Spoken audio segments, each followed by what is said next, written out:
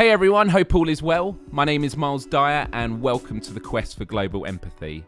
First, I want to say a huge thank you to everyone out there who has been supporting the podcast so far. The first 3 episodes, which were effectively the pilot stage, in which Creators for Change, an initiative by YouTube that has helped fund and get this off the ground, so it's beyond just the dream it's always been for me. It now means that it's about grassroots funding and the support from you, the community. The aim is at the moment to keep doing 1 episode a month, but as things develop, hopefully we can make them more frequent. So before I get on with this episode, I just want to put a few call outs on how you can support the podcast if you really do enjoy what you're watching or seeing. Firstly, go on iTunes, search the Quest for Global Empathy, give us a rating and subscribe. Make sure you're downloading the episodes, it really helps. Now that this is episode 4, I do believe it means it will now be available on Spotify, so if you use that, check us out on there. I know in the past I've mentioned this being available on Google Play.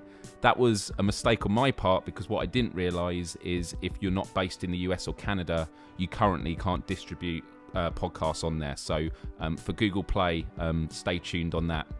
And then on YouTube, where you can watch the video version, just search the Quest for Global Empathy. The full episodes are available on my main channel, but also look out for the Quest for Global Empathy highlights YouTube channel. Please subscribe to that because once I hit 100 subscribers, I can do a lot more and that'd be really helpful. But finally, the best way you can support is by becoming a patron. If you go to patreon.com/Myles Dyer, I'll put the details in the description. Donate as little as $1 a month. And if you want to become a founding supporter for $10 a month, if you're one of the 100 people that gets in there first, you'll get a limited edition, the Quest for Global Empathy shirt, which will be going out later this month to the first round of supporters. And if all 100 of those slots go, it means that this is fully funded. And that would just be amazing because it means we can then start scaling this up. So that's all of the sort of housekeeping in order. I want to thank you again for tuning in. I'm really excited about today's guest. He is an American musician, lead singer and co-founder of the legendary metal band Fear Factory. It's great to welcome Burton C Bell. Thanks for having me, Myles. It's a pleasure seeing you again in general. And for you to come to this neck of the woods. I know. Because you were literally driving through. Yeah, driving through. This has become my annual trip to Wales. And, been working on music with my friend Jace Lewis. And, we scheduled a DJ gig this evening. And so driving through, and here we are. Thanks for making this happen, though. No, it's good. And actually, before we organised this, I was looking back at when was the last time we did a podcast, and it was 8 years ago. 8 years ago. I was listening to that. I was like, oh my gosh. Yeah, that was a while ago. And you had, was it Mud with you at that point? Yeah, Tom. Yeah. Yeah. For anyone who doesn't know, so Tom is a good friend of mine who helped film the music video for Power Shifter. That's right. And it was my first time ever doing a music video, and I looked today and I think it's at like 2.2 million views. Yeah, it's actually probably one of our better videos. But it's because of the good search engine optimization I did and all the magic in the background as well. Yeah, but absolutely. I was really happy with how it came about, and Tom, because of his background in production, he was able to supply the cameras and make it look good. But when doing that podcast, that was just an app. I think it was called Audio Boo, where you could do like 15-minute segments, and we were on the tour bus and just let it roll and saw how it went. But it was at a time when a lot of people on my YouTube channel were saying like, oh, you've got a good voice for radio, and I don't know if that's their polite way of saying you've got a face for radio, you know.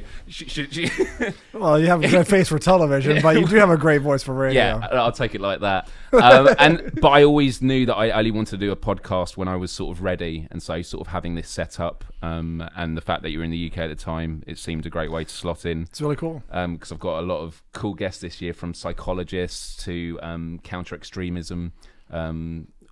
Counter extremism. Would that be pacifism? It would actually be looking at what behaviours change online. So how does grooming happen online?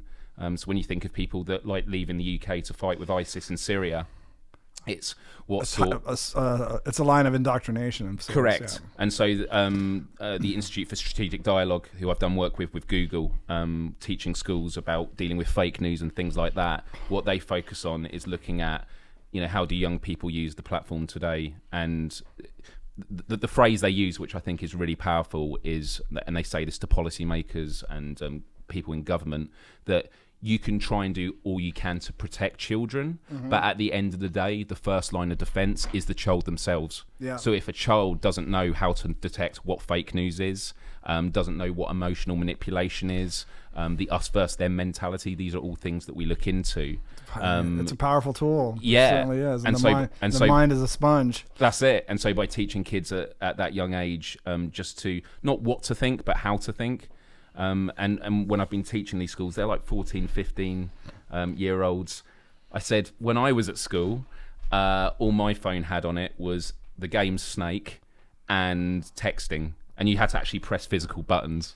You know, like 3 times just to get the correct letter. Right. Yeah, which now these days it would just blow their mind. You can just speak into it now and dictate to it, and it'll type it out for you. Absolutely, and which is a great feature, actually. It is.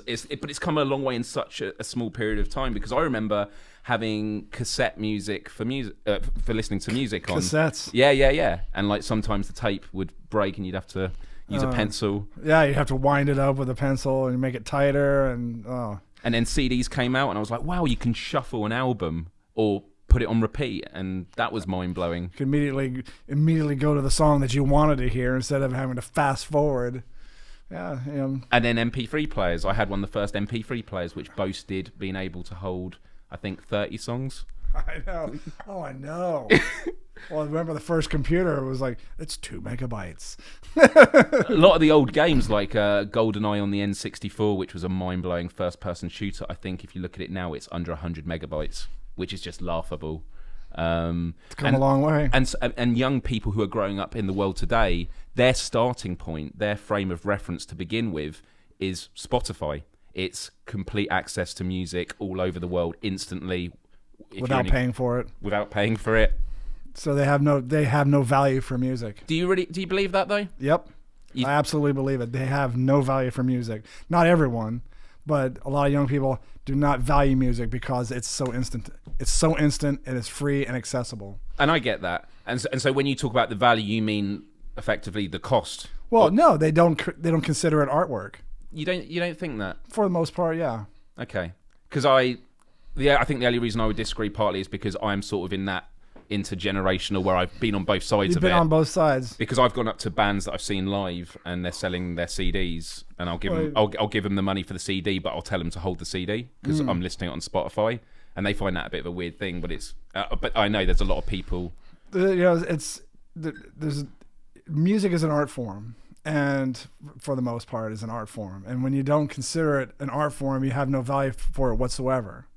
And they can get it for free. They can listen to whatever they wanted to listen to on the entire library of millions of datas of music, whatever. They could get check it out. It's, there's nothing special about it anymore. Yeah. Yeah, no, I could understand why some people believe that, but there's no mystery to it, at all. So why? What would interest them if they could just find out automatically? They can just find out anything they want to instantaneously about the artist and the music and the band instantly. No mystery. That's very true. I was talking about it with a friend the other day about gaming. And before the internet, if you were stuck on a level in a game, you had to get a magazine, or you had to phone a helpline, and you'd have to wait to get that part in the level. Now you look at a guide instantly, someone's playing it. Or you had to play the game like numerous of times to finally find it. Yeah. I was like that with the first Tomb Raider. I was like, oh, this game's great. What do I got to do now? Oh, I gotta find it. And you have to put it down and sleep on it and come back to it. And remember what you did before. It's true. For me, I'd give it a few attempts and then it'd be look online. And you're right. That instant gratification. And gratification as well. So for people that don't know the sort of background of Fear Factory, and we're going to talk obviously a lot about this. And here I went into the attic before coming here. I know. Grabbing all my CDs because, as you say, like in terms of it's almost everything. It is. The Industrialist isn't there, and the reason why is because that's the one thing that wasn't in the attic, because I was listening to it recently in my car. But that's the whole thing about CDs now, is I listen to everything digitally. This you can't even find anywhere at all. Transgression. Yeah, it's not available anywhere. And why is that? The company that put it out went bankrupt, and whoever was it. Candlelight? No, it was called Calvin. It went from Liquidate to Calvin, and they got absorbed by whatever company bought it, and it's lost. Right. Well, I mean, I have the master, but whoever owns the rights to it, whoever owns it cannot. It's gone. It's gone. That's crazy with the business. So for people that don't know Fear Factory, I think a good start of this conversation, and the reason I really want to delve into this is because for people that follow me and the activism and sort of the journey I've definitely taken through YouTube the past 13, 14 years is the influence your music has had on me has been beyond profound, and we've spoken a lot about it before. Very positive influence, I would hope. Yeah, you'll be glad to hear that. Yeah. But I think at first, parents might worry of like, why is this guy screaming along to CDs, and like because of the perception of metal. I think is an interesting one. Obviously, metal has become a lot more mainstream now, but I think in some good ways that people are much more accepting to genres, because when you ask people these days, because of the accessibility of music, what sort of music you into, the answer 9 out of 10 times people give is a bit of everything.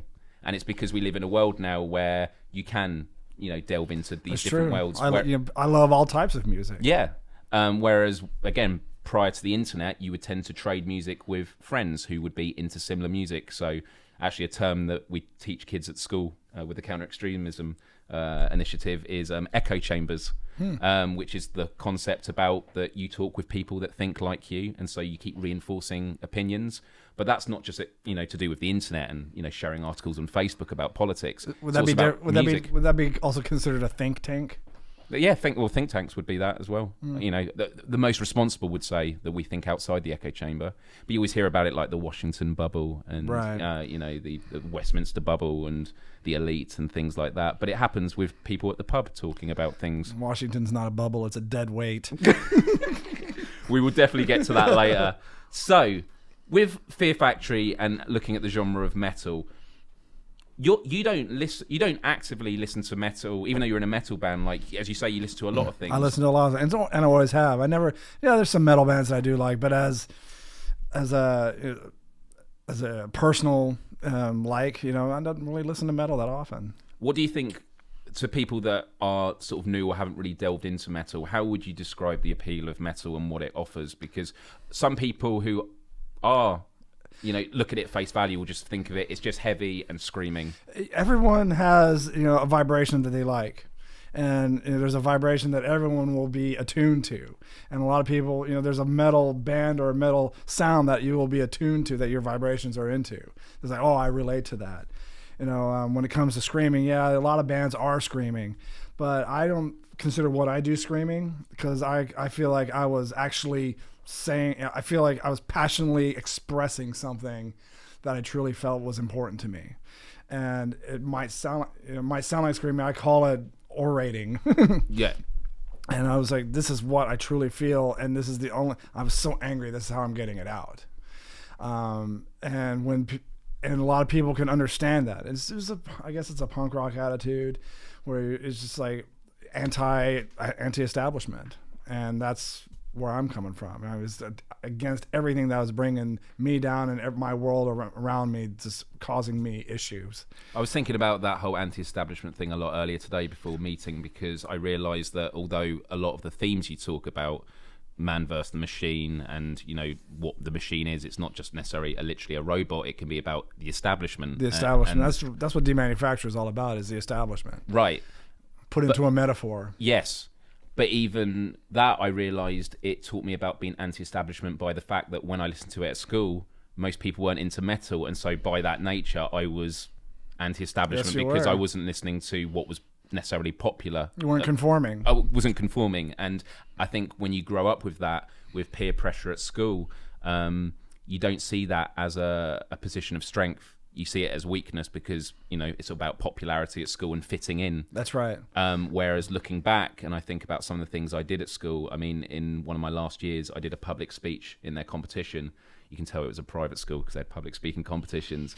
But I did a 10-minute speech where I went through the school rules and said how it was complete hypocrisy because I'm not going to go into some of the things I made allegations about then, but I made a lot of things and allegations, and the teachers that wanted to take action couldn't because a lot of them agreed with it. I think I remember you telling me this. Yeah, it was an interesting one. I mean, going to a private school, there was a lot I loved about it. I think I got a lot out of it, but the institution itself, once again, at the time, I didn't see myself as being anti-establishment, but looking back, it was a real eureka moment for me. It takes a lot of personal strength and a lot of self-confidence to be a nonconformist. And to believe in yourself.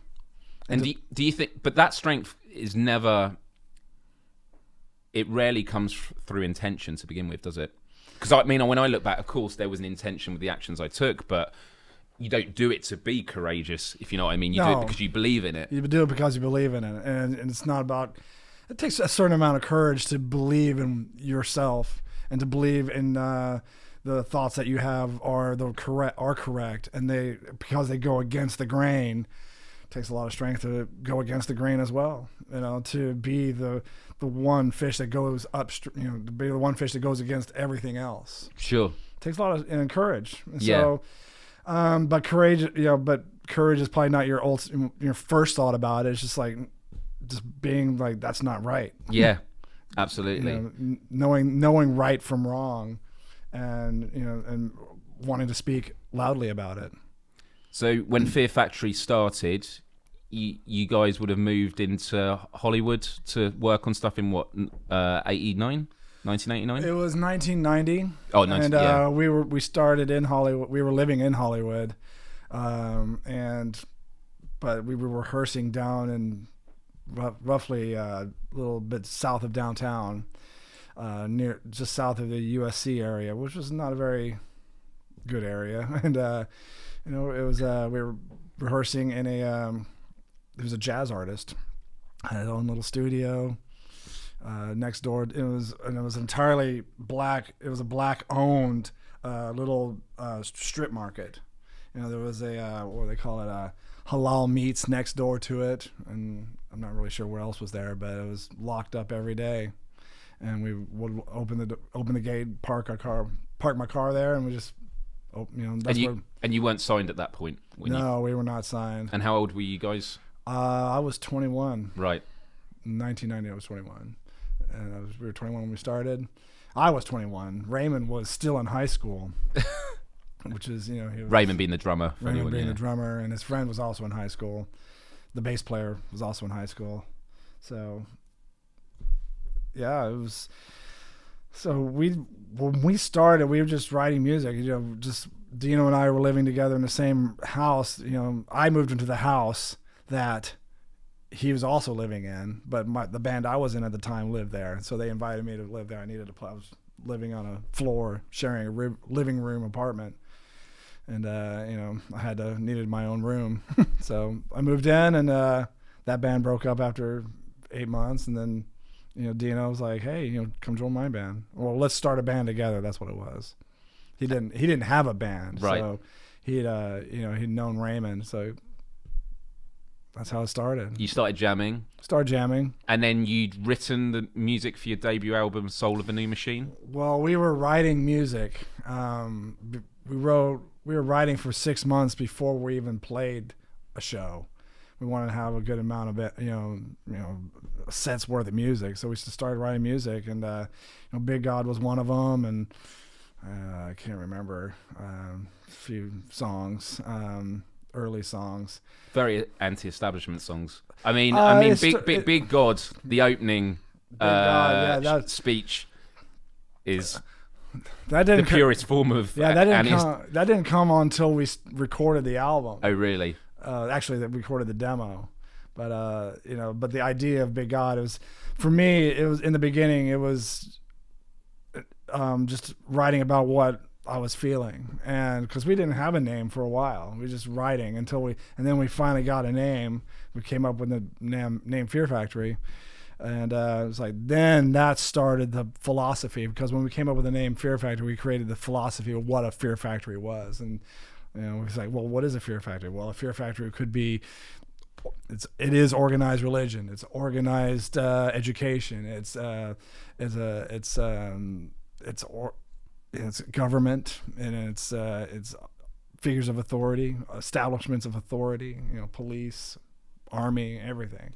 So I wrote about that and started believing like that's what I feel like. That's my punk rock attitude. That's what I am anti-establishment of all this that stands, and that's what it stands for. And so you guys got signed, and then obviously the album that really defined Fear Factory on the world stage was Demanufacture. Yeah, that's when it really coalesced together. Soul of a New Machine was just writing, learning how to write songs, and just coming up with a sound. It was very organic. It was very raw, and it was a growth. The picture. It's an embryo within the machine. And it says a lot. It's finding itself, coming together. Yeah, I would recommend anyone who's listening on iTunes or the audio version just to search Fear Factory album artwork, because something that is a part of your character is the artwork that you've always done.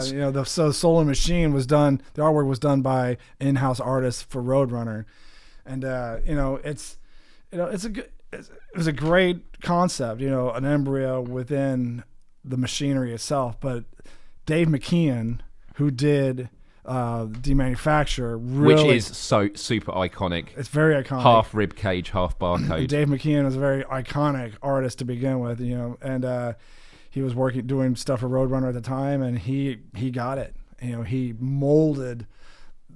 That's the true mold of the statement of that we're talking about. The barcode with the rib cage. Being a product, a human product, which is where we're all becoming these days, a human product. Right. And actually going back to what you were saying at the start about people losing sight of the value of art, straight away I'm thinking, the digital versions, you don't really get it's why vinyl's obviously making a comeback, because I think of it's very easy just to look at that and go, that's a cool album cover, but that's so impactful, and it inspired a lot of other bands and artists to follow suit after that. Right.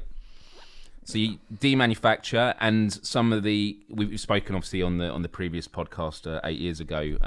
The track that was really big on that was Replica. That was our video, yeah.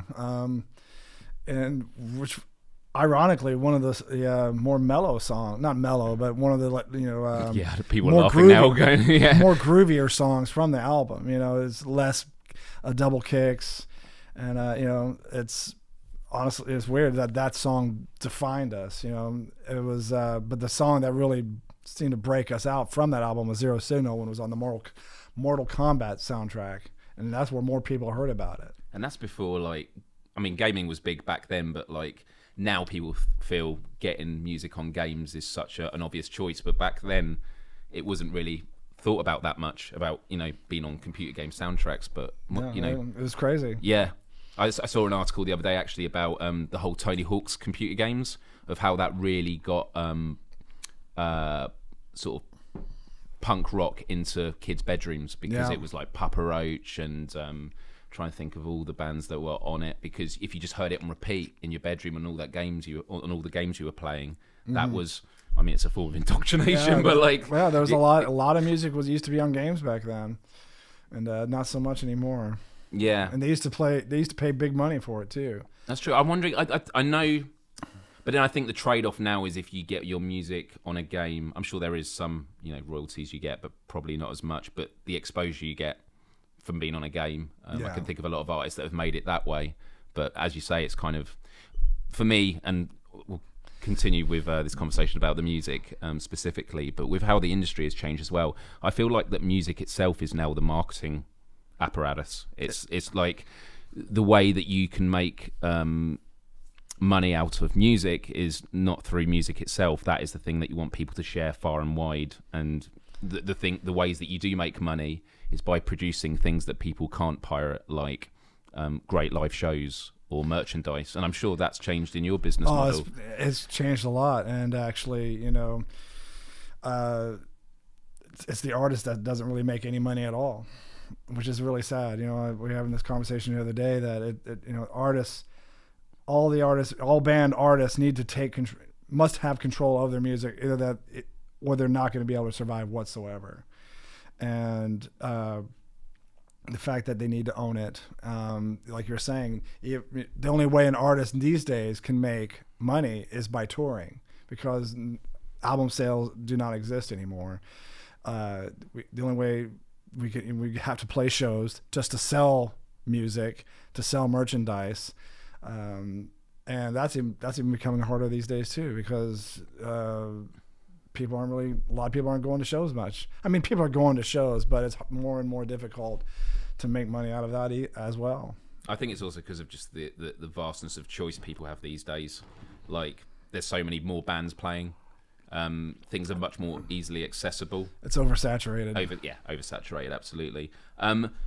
So with Demanufacture, that was you on Roadrunner Records, which, again, I keep having to put these disclaimers for people that aren't so savvy with the metal industry.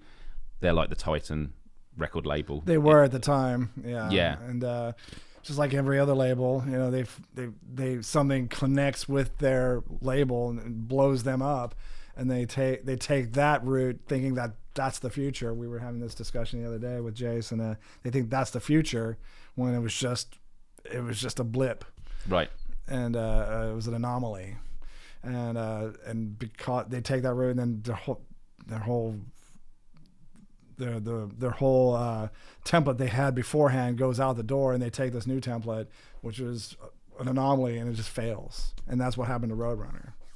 But when you were with them and with the release of Demanufacture, talk a bit about the growth of Fear Factory as a band, because you were playing Ozfest, and the size of the crowds, the change in those 5 years from 1990 to 1995 must have been absolutely incredible. Well, it was Ozfest was an anomaly in itself, because it was the first touring metal festival through the United States. How many people were you playing to, would you say? Well, during that time of the day, in the first 97 Ozfest, we were going on in the afternoon, 4:30 in the afternoon, and main stage. So it was kind of, playing these big sheds, which is like a outdoor amphitheater, and you have some people out there. Most of our fans were out on the grass, not in the seats in front of us.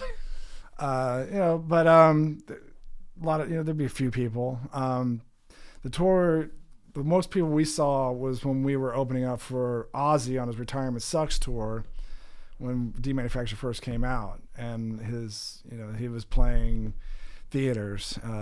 He came out of retirement, and we did 3 months with him, a month and a half in the States, month and a half in Europe, and that was difficult, being the only band opening up for Ozzy when all they wanted to see was Ozzy and hear our Black Sabbath songs. And so we're mostly in Europe, we were just getting spat on. Really? Was it really that vitriolic? Yeah, it was. It wasn't. Most of the time I was just standing there singing, just like flipping everybody off in front. It's like, fuck you. It's like, and people throwing their shrapnel change at us, and like, oh, okay, well, at least thanks for that. But it was difficult. And then once the album got more, we started doing our own tours, and that once we did our own tour, that's when it started blowing up. And it's like, that's when Kerrang was actually championing us, and a lot of other Metal Hammer and Rock Hard and all those other magazines. We were all over the place. It was a record that people wanted to hear. It was exciting. And was there a moment on that tour where you thought to yourselves, we've made it? No, not on that tour. It wasn't until Obsolete. Yeah. Selling out the Roseland. Wow. On Obsolete, and that's the moment I had. And that was in '97. Obsolete was '98. Oh, '98, yeah. And that tour was '98, and selling out the Roseland, big theater, doesn't exist anymore, but it's a big theater in New York. 2,500 people in the middle of Manhattan, and it was walked out on the stage, and there was a sea of people in front of me, And we're starting off with Shock, and I was just like, whoa. I had to turn around and just like regain my composure, because it was like, wow, that was the moment for me.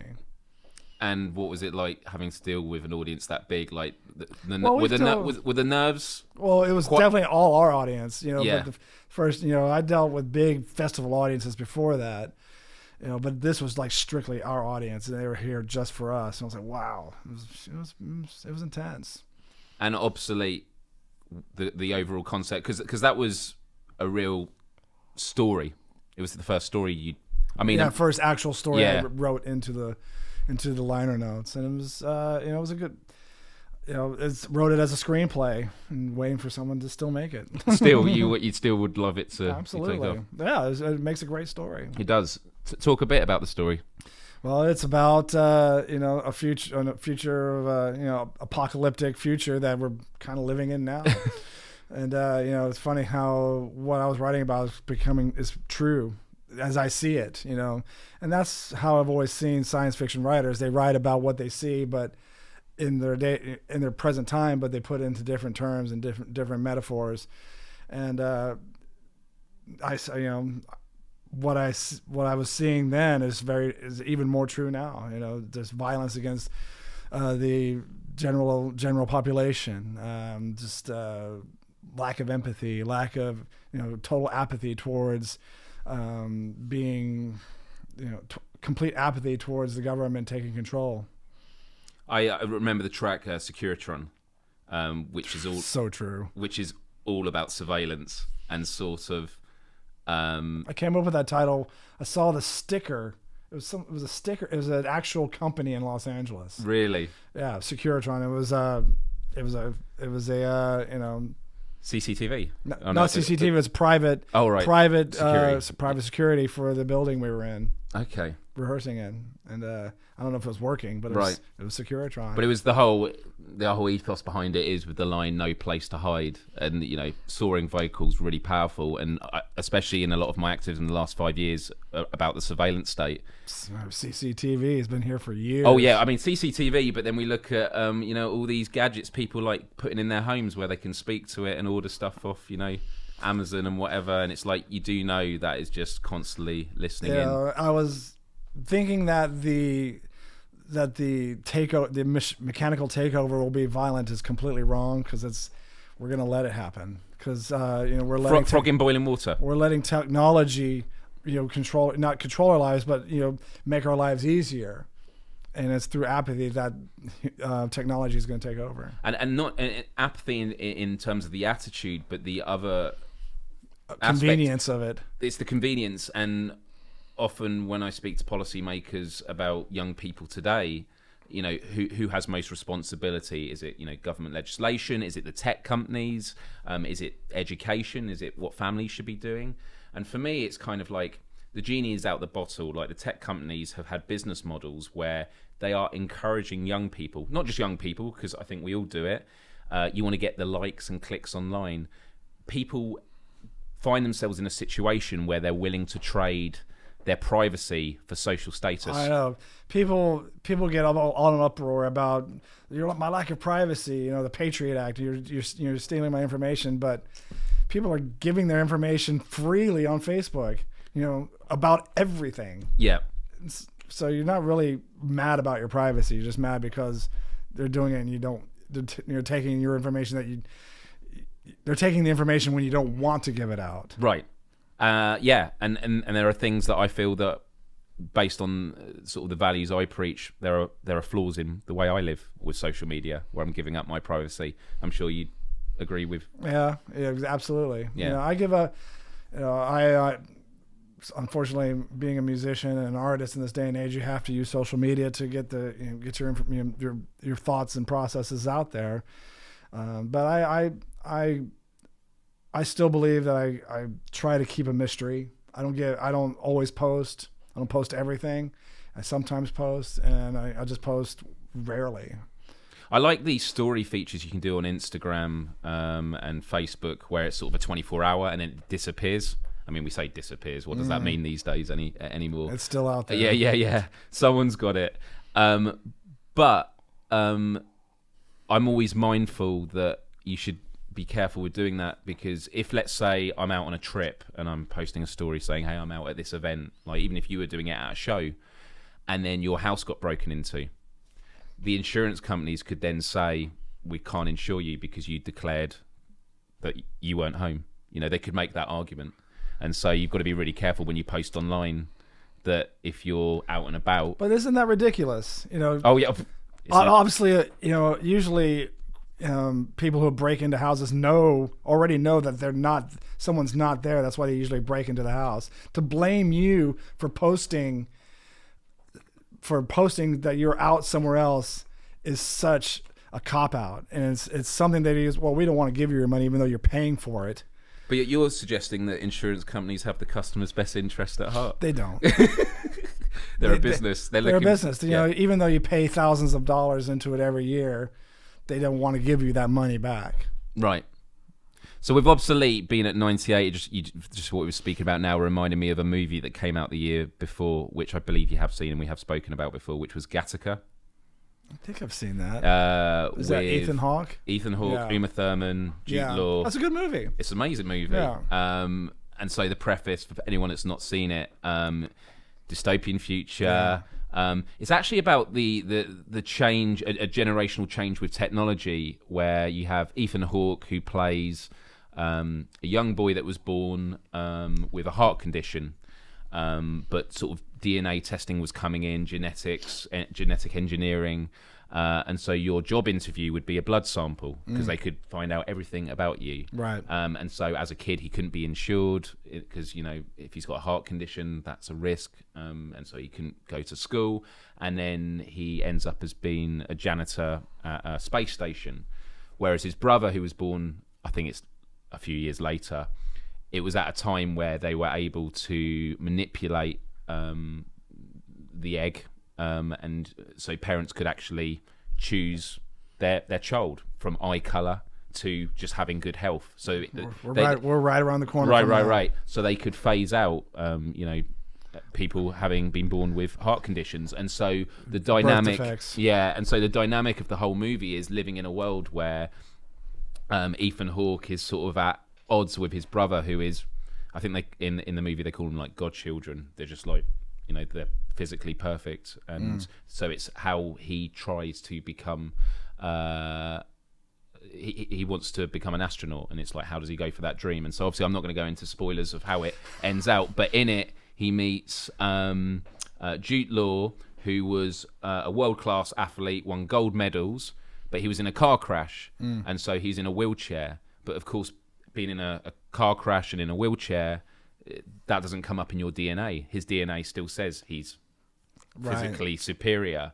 And so the movie is about Ethan Hawke's character trying to take the identity of that athlete. Yeah, that's right. Yeah. And so it's everything from like contact lenses to having fake fingertips, so that if they take a blood sample, it takes it from, and then he has to scrub every night all the hair off his body in the shower, because obviously if a hair falls off, he could be found out to be a fraud. And it's, you know, it's intense. Yeah, but it's like, again, those dystopian pieces may exaggerate in some ways, but actually it could be telling the perfect story, which just manifests in a different way. Well, all those stories are describing a future that's coming to fruition, and coming a lot quicker.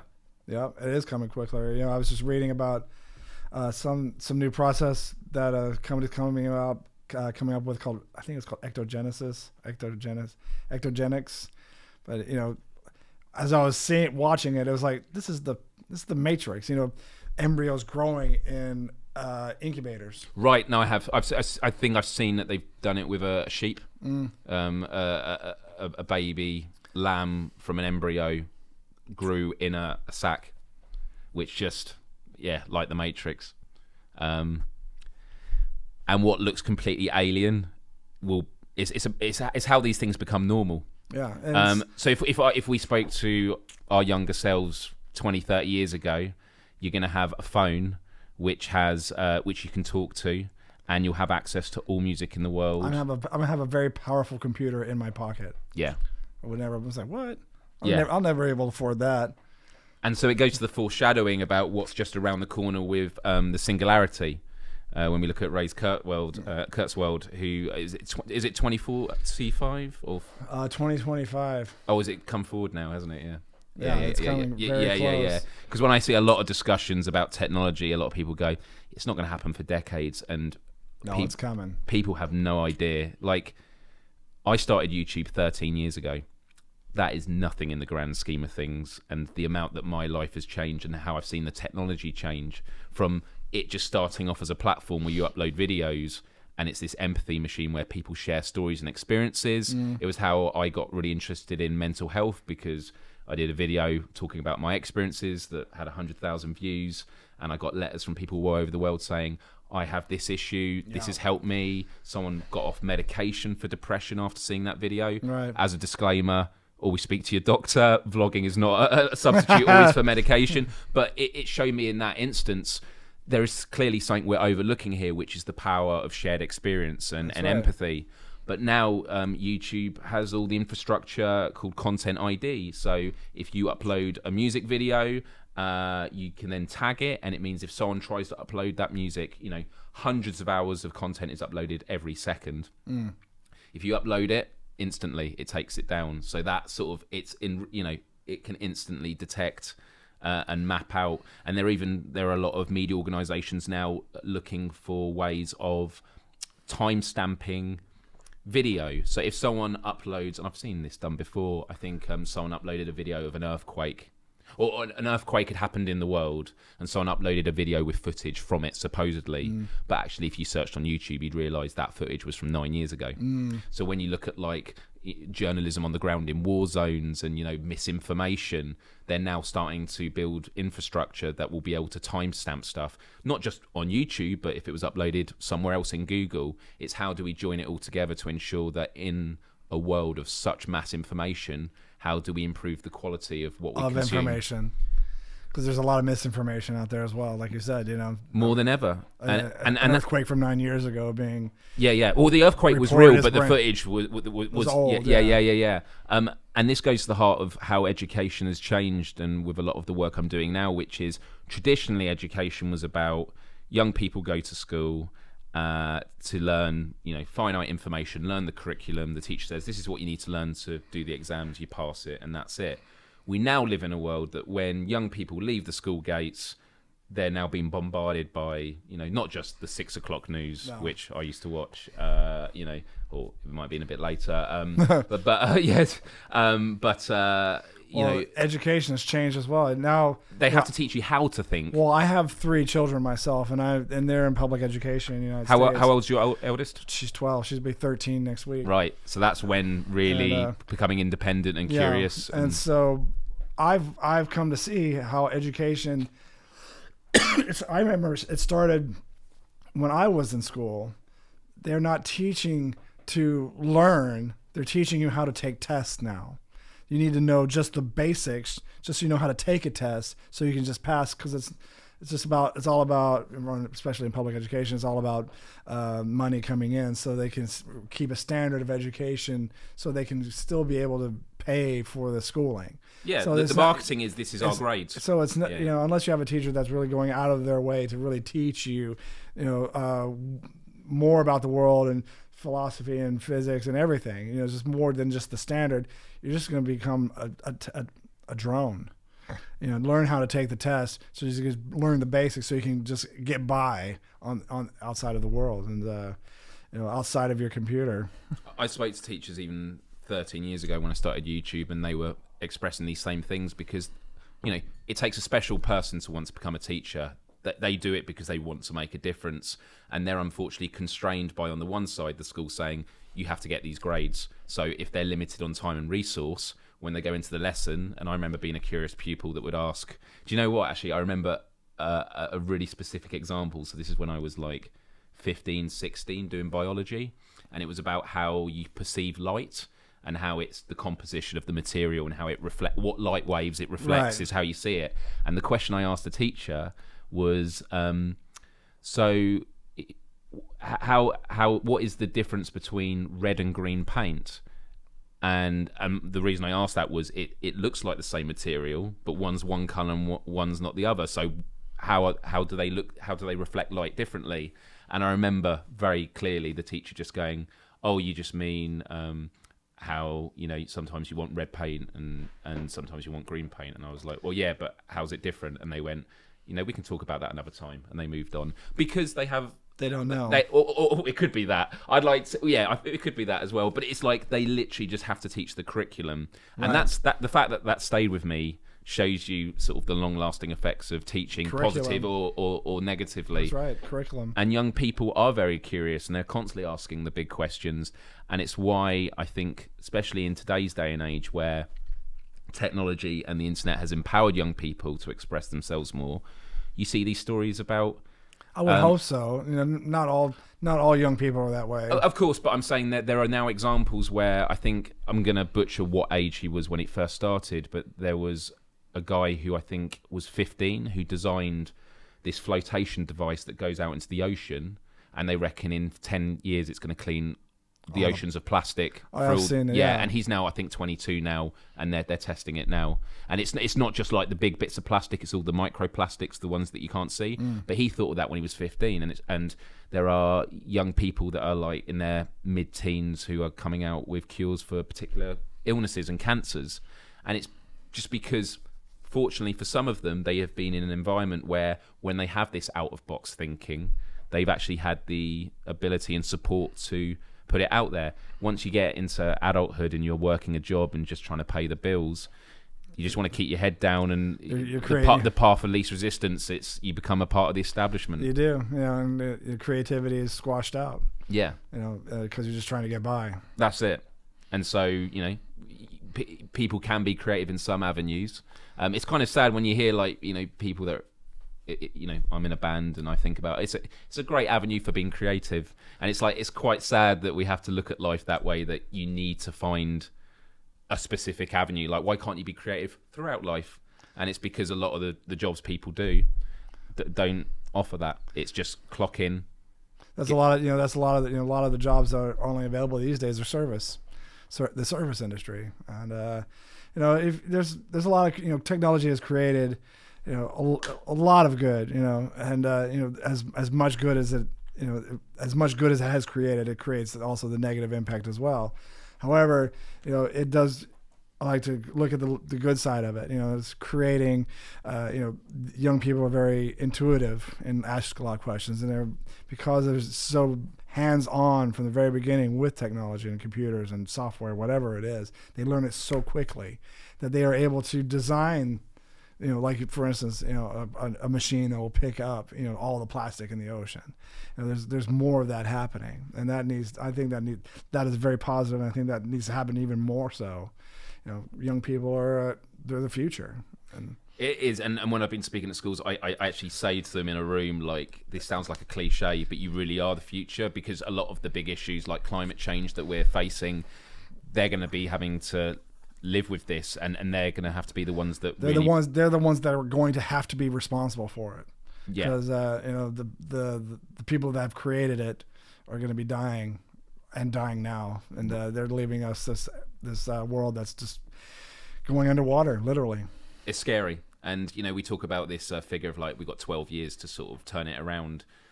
Most articles you read these days say record temperatures sooner than expected, depleted populations of animal, you know, life in certain areas faster than expected. Like, we actually have to, in the next 8 years, completely change our economy and the way that we run, or it's game over.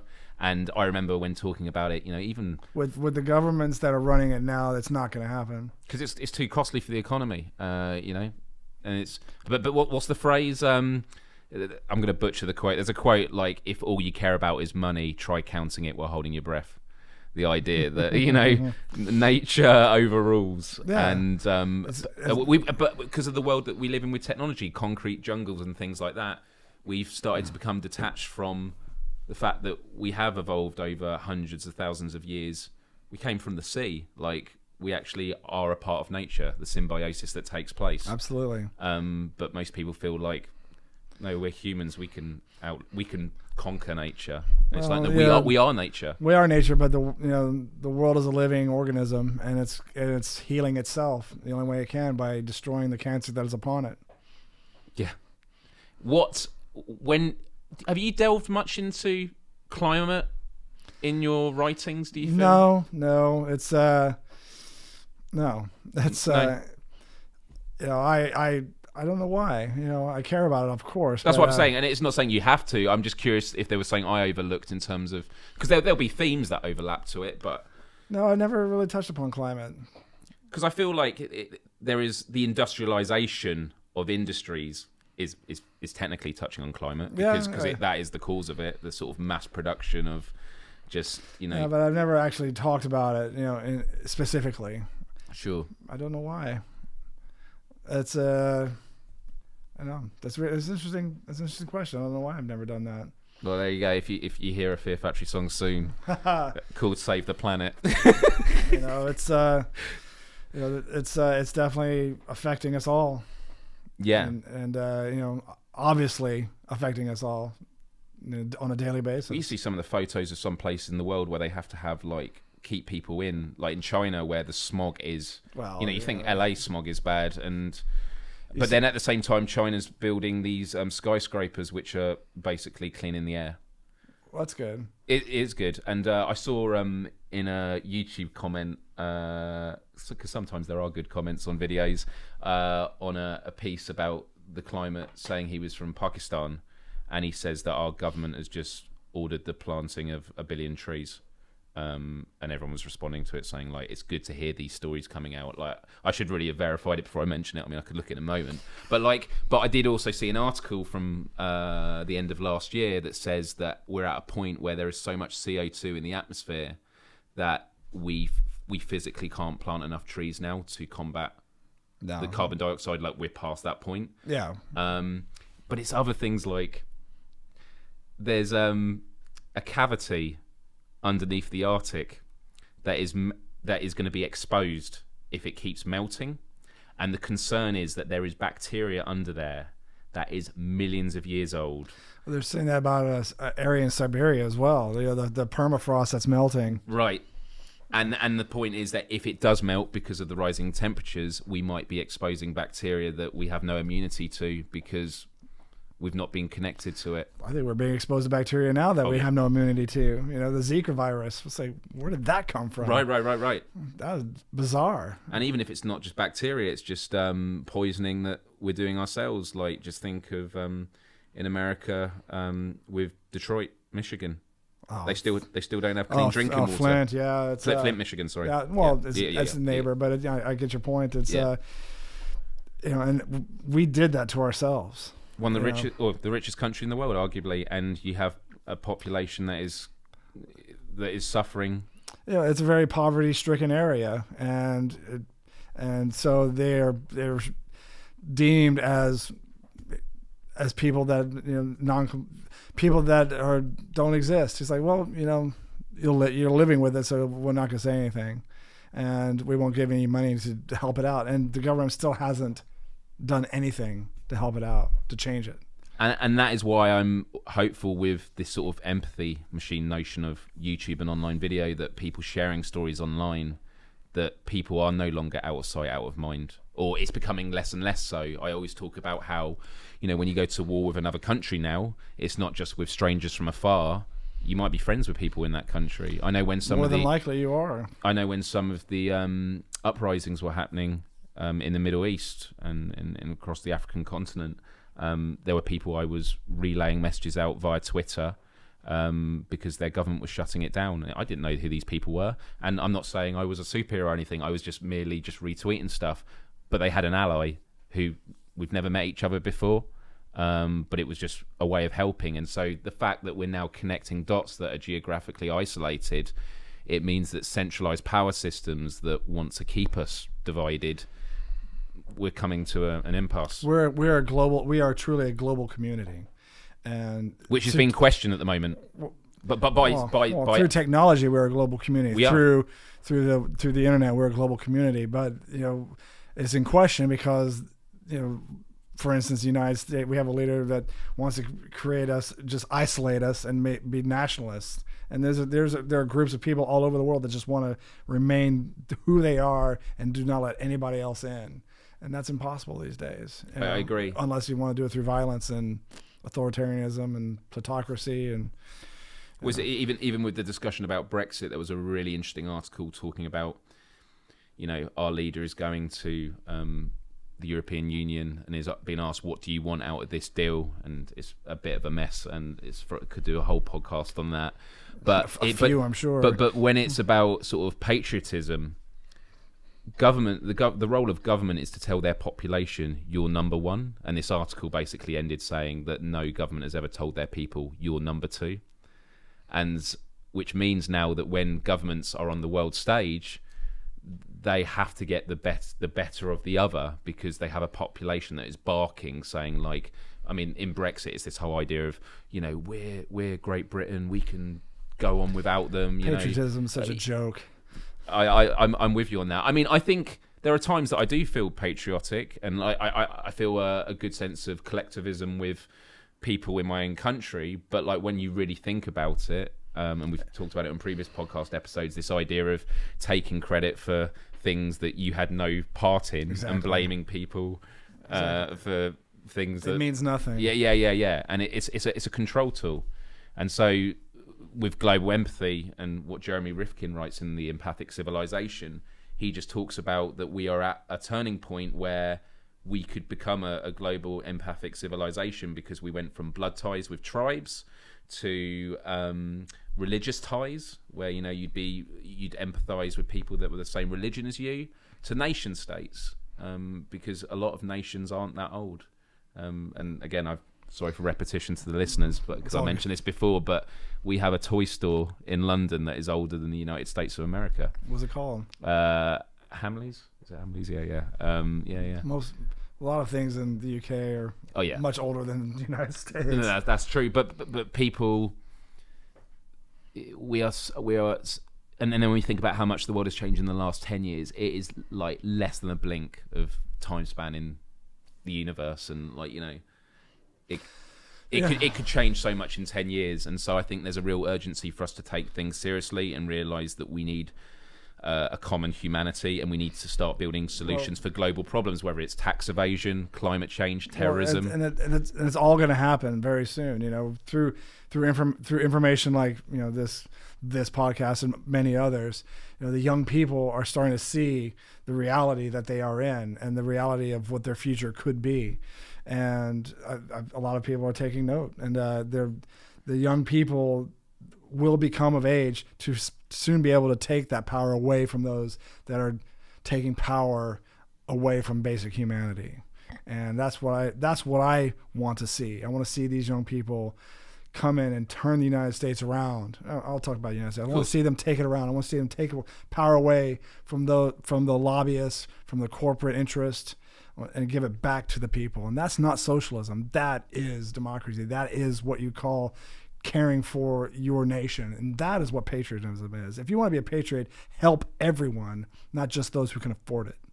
And that is where we are in this that's where most countries are now. That's where that's the UK is at, and that's where the United States is at. That's where Germany is. That's where most of the powerful countries are. And it needs to change. And it's the young people that are gonna have to do it and become educated and learn outside educational systems that they are in, and take that initiative and move forward with forward thinking, and become learn to care about the world that they are in, rather than the world that's just that they are living. And that's they have to be more conscious and less self-conscious, honestly. Less selfish. And that's where the power of things like the arts and music comes in, because it's a way of stirring these conversations outside the realms of curriculum and relying on just teachers or parents. As I said, I've had a good education. My parents have been amazing to me, but I'd say another factor of it has been the work of Fear Factory, of the way it made me think about issues.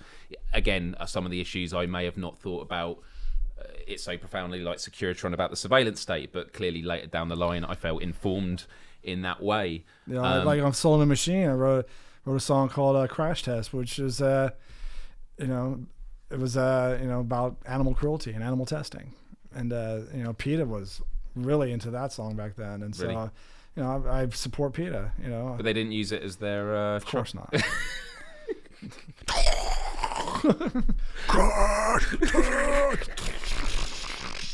I can hear it. I can see that on the TV. It would get people's attention. If only Morrissey could have sung it.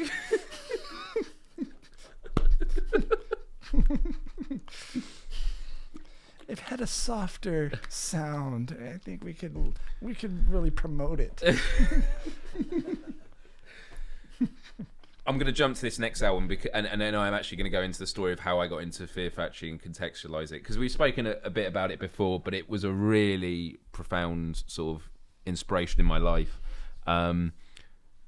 Digimortal, so far every date I've given has been 1 year before. It's 2001. That's correct. Good, we're back on track.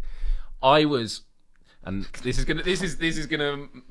My best friend that passed away, he came up with the title of that album. Really? Digimortal. He was working for DreamWorks at the time. Really?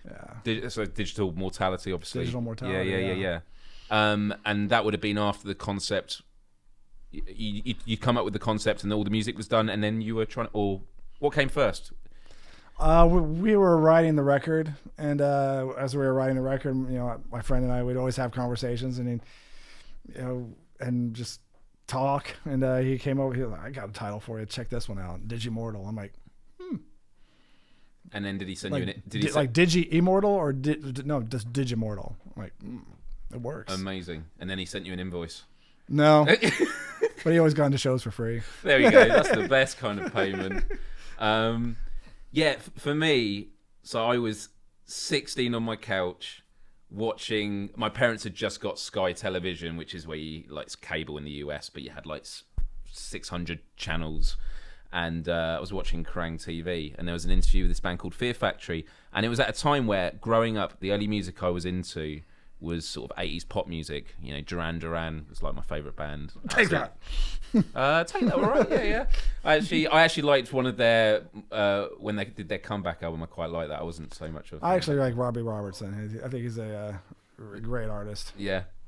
And then I saw this interview, and you were promoting Digimortal, and it was amazing. It was just an advert in between the music, and yet you're talking about concepts of what would it be to download your consciousness onto a memory stick? Would that then become your soul? It was that Ray Kurzweil record, the Age of the Spiritual Machine, that really inspired me. Really? Yeah. And just seeing that on TV, I was like, this is really interesting. And then I saw the song Linchpin, which was your, I think, starting single for it. Yeah. And I was like, this is quite heavy. And then when the chorus kicks in with soaring vocals, I was like, this is awesome. I have to check you guys out. And so what happened was that from 2001, I started buying your albums in reverse order. Ah, interesting. Which meant that when I saved up for the next one, back in the days when kids would actually buy albums, physical forms, it meant I actually got exposed to heavier music, because Soul of the New Machine in 91, was it 92, sorry. No, it's 92. No, it was 92, yeah. Well, we were writing it. Yeah. But that is death metal. It is not to get too. We can get tunnel vision with genres, but death metal with some industrial vibes going on. Because I was into industrial music. I wasn't. Dino was the death metal guy. Raymond was the thrash death metal guy, and I was into industrial and goth. That's what. So I was introducing that to the sound that we were trying to create. It's a very primordial record, right? It's just a lot of ideas coming together, trying to fit together, and. I forgot where I was going with that. No, but it's incredibly heavy, and so I would have never have got into this music, like that music, if I delved straight into it. It was only because, and actually, funny enough, it meant that your two remix albums, I would be buying. I bought Remanufacture before Demanufacture. And you're like, what is this? Yeah. I was like, this is so different. It was different. Yeah.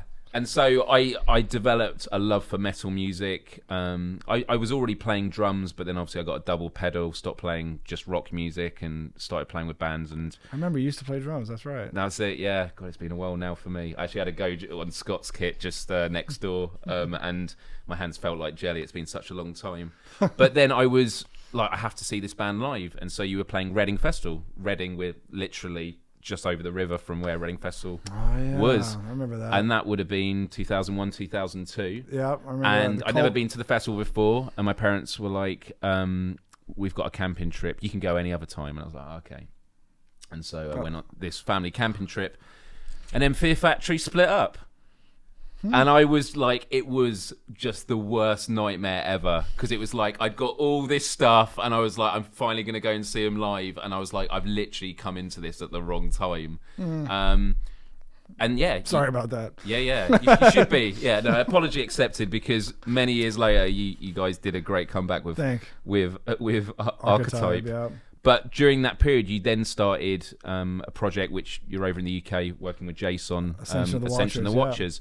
And that came, you just took a break. You went to Pennsylvania to work with John Bechtel, who had worked on keyboard. He'd done keys, and he was in Fear Factory, but obviously beforehand. He was a keyboardist for Fear Factory. He came in on the Obsolete record. Before that, he was in Prong. Before that, he was in Murder Inc. Before that, he was in Killing Joke. Yeah, and so you were in the snow.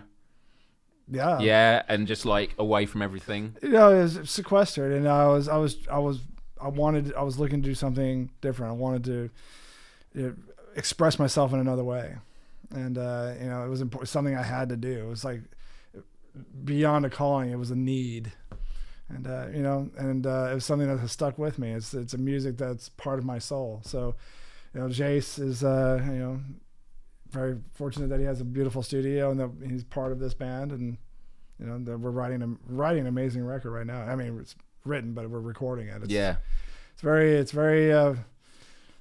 It's intense. And it's definitely, well, I'm sure even with Fear Factory, with all the layers that you do with it being industrial, but with Ascension of the Watchers, a lot of the process is the recording, because you're obviously recording it, hearing it, trying to work out how the layers could be done, because obviously it's meant to be this inner reflection. It's a lot more emotionally driven. It's emotionally driven, and it shows that I can do both, from Fear Factory to this. Yeah, I mean, so what would you describe genre-wise, again, or just what it sounds like? Because it is totally different. It sounds cinematic. I'd say that. It feels spiritual and cinematic. Yeah, this new record is definitely that, and we are, it's hard to explain, and people are going to be, I don't know, when they hear it, they're like, what the fuck is this? It's not metal, that's for sure. Yeah. And so you were working on that, and then I know you had an Ascension of the Watchers website, and you had a forum that you used to visit, and I remember I asked a question on it saying, like, what's happening with Fear Factory, because I was like, and I like the Ascension of the Watchers project, but I was like, you guys have to get back together. I remember you just did a response saying, like, what's done is done. I just don't like to air my dirty laundry, which was a fair enough response. And I know it was a time where, because of the drama that comes out with the internet, especially back then, and rumors, and it's 100 times fold now. Oh yeah. I was like, that was a fair enough reason. But then I don't know how the conversation went, but basically you reunited and with some of the members, and you did Archetype, which was such a great comeback album. It was archetypical of what Fear Factory had always done. Yeah, it was. And you did 2 shows in London at the London Astoria, which unfortunately isn't there anymore. Oh, I know. It got knocked down. And it's really weird now, because I work just around the corner from Tottenham Court Road, where it would have been. Was it a Lofts now? I can't remember. It's because of the Crossrail, I think. Oh, no, it would have been knocked down for the shop. Yeah, there's a shopping centre I think it got knocked down for. Stupid. But, like, for me back then, I never really went to London that much. I remember seeing you in front. I remember meeting you in front of the Astoria. Yeah, so that's because we had spoken on MySpace. Was it? Yeah, MySpace was like the titan of like websites. This will never be beaten by anything. That's how I met Jace on MySpace. It's crazy. Like, you'd never think it's going to. I still have a couple other friends I've met on MySpace still to this day. It was like Friends Reunited was the oldies one, and it was like, MySpace is new. This isn't going anywhere. And just look at it now. just completely gone. But you're right. So it was through MySpace we started exchanging messages and chatting. And then I started working at a ski resort in France for 6 months, just the first half of my gap year. So I was 18 then, and this was just before I went to university to do psychology. And when I was there, you guys were playing in the UK, and I was like, I can't miss this. And so I basically quit the job a few weeks before, which meant I didn't get my deposit back. I had to pay for my travel back, but you were like, you gave me guest list. I remember that. Yeah. And so I left, said goodbye to everyone at the ski resort, came back. It would have been like February, March, April, maybe. And then we spoke out. But I remember actually waiting outside afterwards. It was getting quite late, and I was like, cold. Yeah, and I was like, I think I was with my brother. You had a white T-shirt on. Yeah, Ascension the Watches design one. Yeah, that custom, which I still have framed at home and signed by you. Speaking of which, actually, none of these albums I've ever had signed, so I think that's be having some signature practice. I think before you leave. Yeah, if you want me to. Yeah. I'll scribble on. I mean, if there was ever a time to do it, it'd have to be now. I'd love to. That's cool. But yeah, and then we got chatting, and it was like just absolutely mind blowing. And we've been friends ever since. We have, and it's crazy. And it meant that I got invited on tour with you guys. And as I mentioned at the beginning, I did one of your music videos. Yeah. And so it's moments like that I pinch myself, because I remember the 16-year-old me like dreaming of one day just seeing you guys live. And it's like, and so, when we look at the concept of empathy is all about acknowledging the journey that others make, because we can't all make every possible journey. No. If someone is on a journey and they make a mistake, everyone's on a different path. Yeah, they go, don't go down there, it's dangerous. Okay, I'll know that. I don't have to experience it to know that. But it's also about acknowledging your own journey. And so I sort of have compassion, empathy when I look back at myself as a naive 16-year-old and see that journey I make and go, some of the stuff I did. So one of the things, and I'm not embarrassed to say, was I wrote you a letter. Yes. And I threw it on stage, because at that point I was so young. I was like, I think I still have it. Which is very worrying. A bit of blackmail there. No, I'm not embarrassed by anything that I probably wrote in there. But it was just about how much the music meant to me and how much it inspired me. But back then I had no concept of like what it was like for a band to tour the world. Like when you're engaging with an audience, is it just like a blank canvas? Like, is there just a canvas where you're not really engaging? But you were like, no, I saw it, and you spoke to me at the end about it. And so although I find it quite embarrassing, because obviously not every artist is like that. No, and that is also true. But they also say, you should never meet your heroes, because in case you're disappointed. It's true. But the reason I wanted to meet you originally was because I just wanted the human. I wanted to meet you as a human, not as a heroic, thought that happens with when someone inspires you that much. Right. And it was fortunate that off the back of that we became good friends. And a lot of the ways that you've inspired me over the years has meant that as I've gone on my own journey, there have been ways that we've been able to collaborate.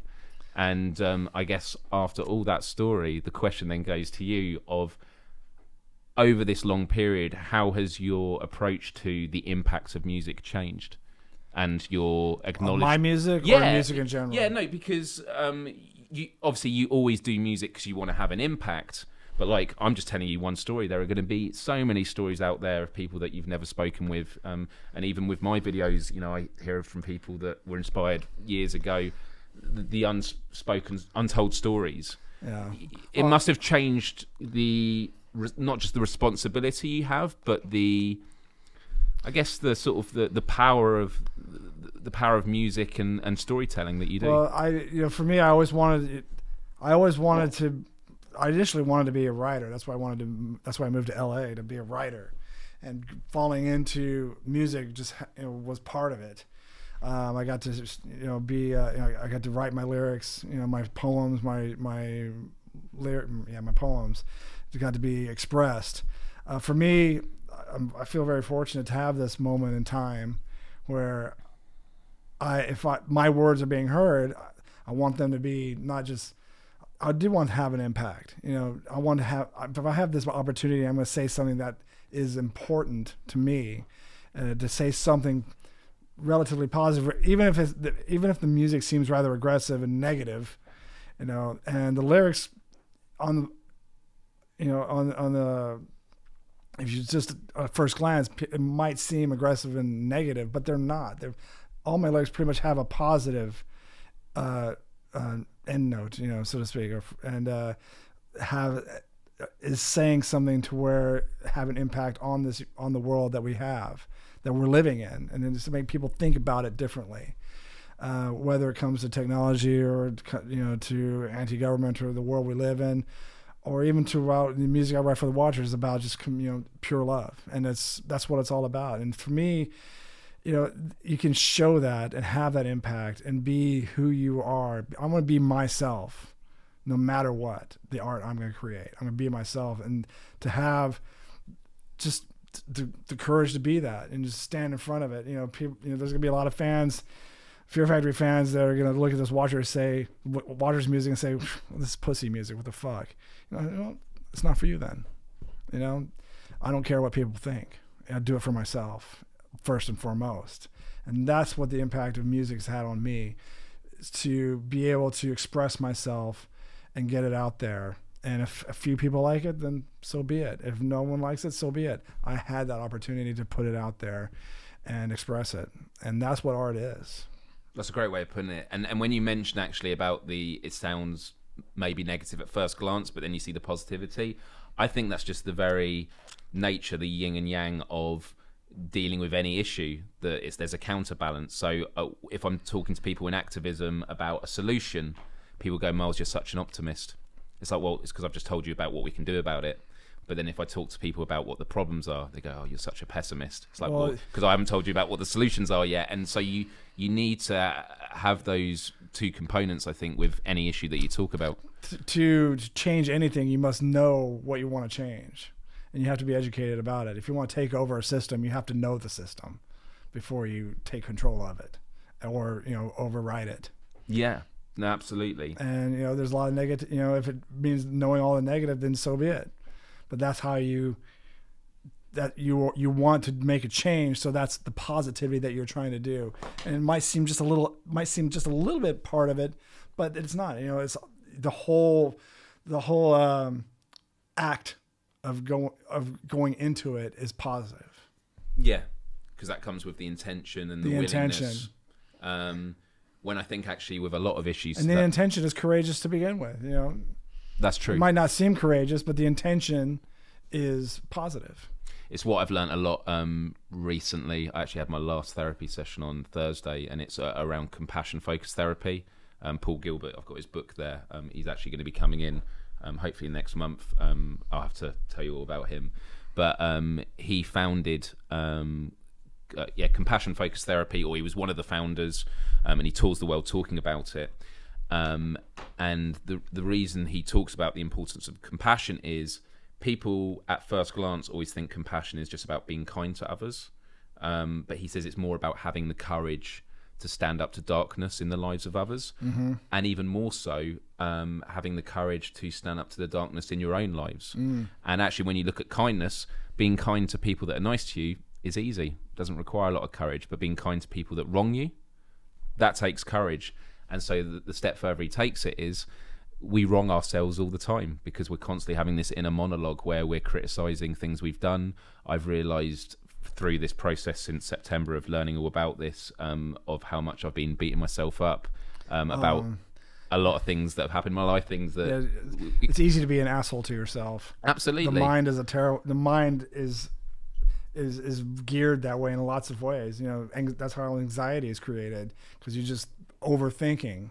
And it's been amplified by the nature of social media, because it's now it's not just your own voice in your head, there are conversations happening all, social anxiety is always like worrying about what other people are saying about you. Yeah. But now it's like it's probably happening and it's being recorded in Twitter and things like that.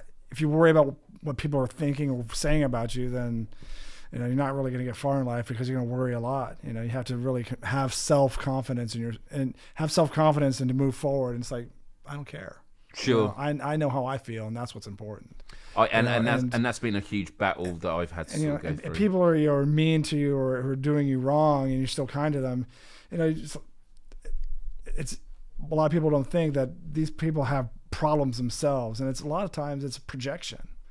And you got to think about, well, what's making them do that? They must be in pain, mental pain, to really be that mean to people all the time. There must be something wrong with them that has nothing to do with me or the way they're treating me. Sure. And Paul Kilwart talks about, it's not just about having a compassionate mind, but also having a compassionate society in which we're willing to listen to people's stories, because no one is perfect. We've all made mistakes.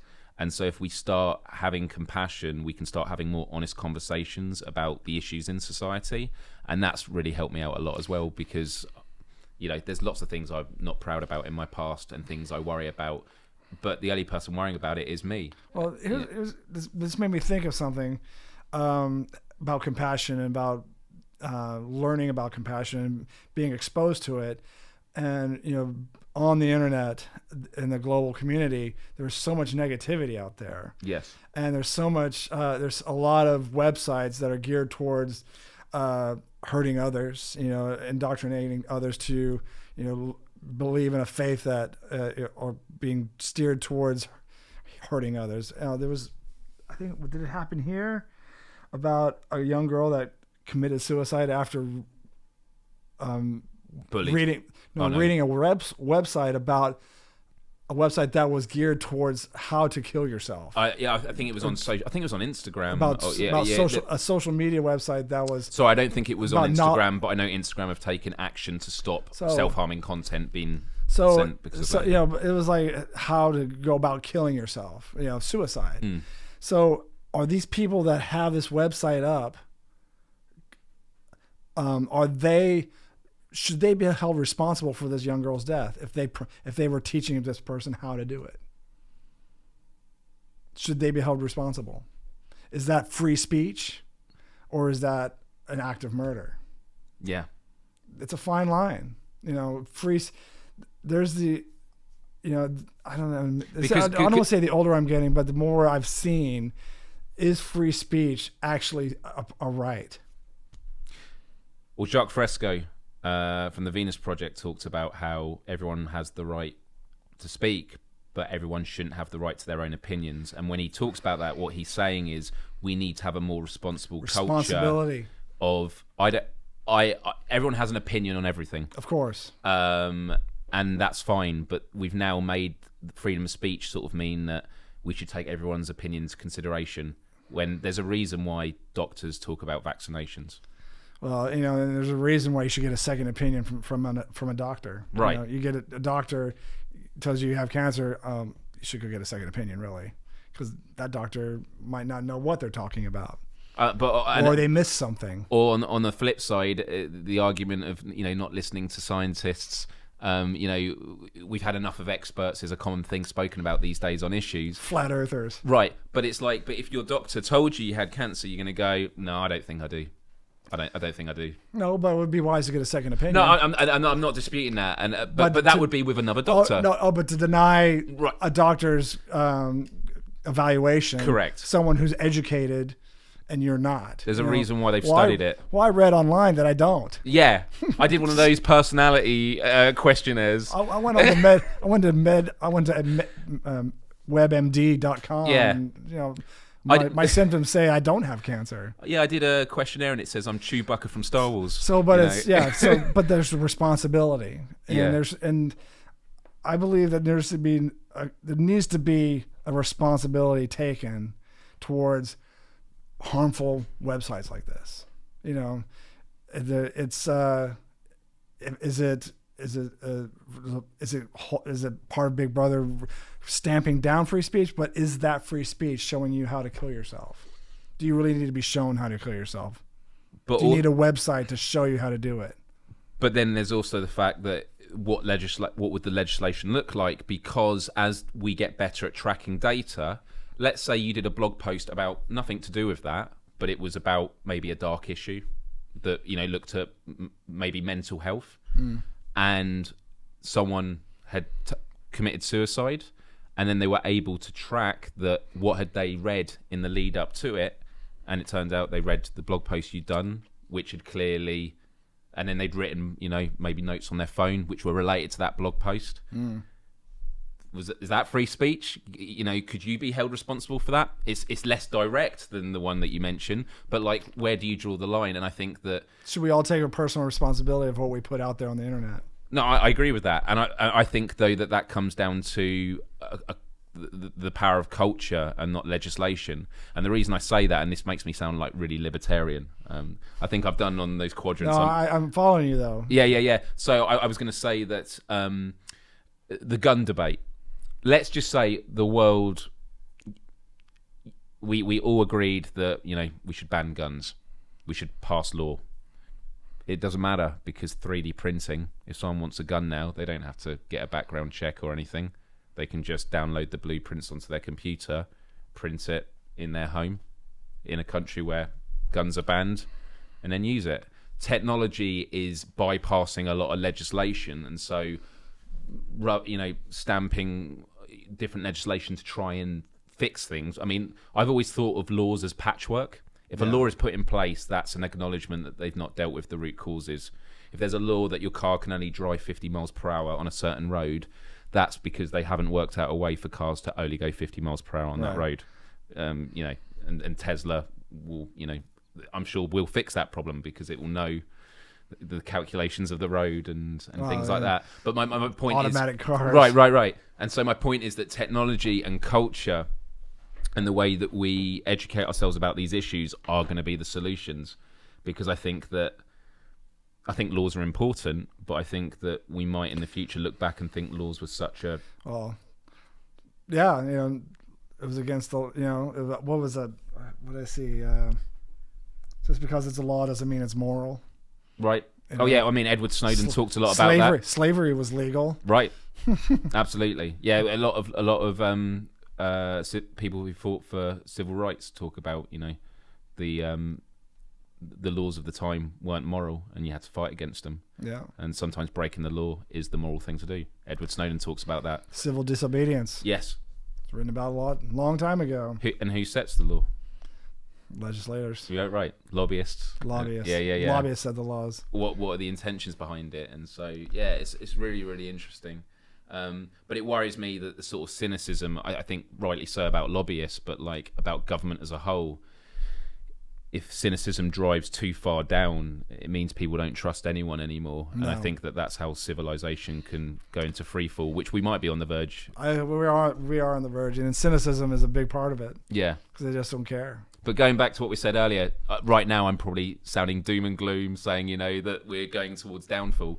But by talking about it, it means we can at least have a conversation of what the solutions are. The solutions are there. It's just taking the initiative, making initiative, and gathering all the people together to make it happen. Yeah. To educate properly, responsibly, and because if we all, with the proper education, responsible education, we all get together, we can make things happen collectively. Not individually. Community. Which is we are in a community. And it's how humans have survived. I know there's power in terms of individual empowerment, and again, it goes back to sort of the libertarian nature of things, of it's all about the individual. I think there is a lot to be said about individual freedom, but the idea that, you know, there isn't a need for community, and you know, the word that's used is collectivism. I'm not sure I'd use it, because I fully understand tribalism. Tribalism, but the idea is, I think there is a balance. I think you can have individual freedom, but also a responsibility as a community. And so when you look at things like healthcare or the environment, you know, just recycling, you know, your cup after having a plastic of coffee is something, but that's not going to solve the big issues. It goes back to what we were talking about earlier, with, like, you know, terrorism or tax avoidance or climate change. These are going to take like concerted efforts from populations. Because when things are done individually, even happens in projects. I think of when my band's launched stuff in the past, one of us is really engaged and like, yeah, let's do this, and the others are not so much. You're not feeling and then they feel burnt out, and then someone else does it, and it's like you got to push together, and that takes a skill.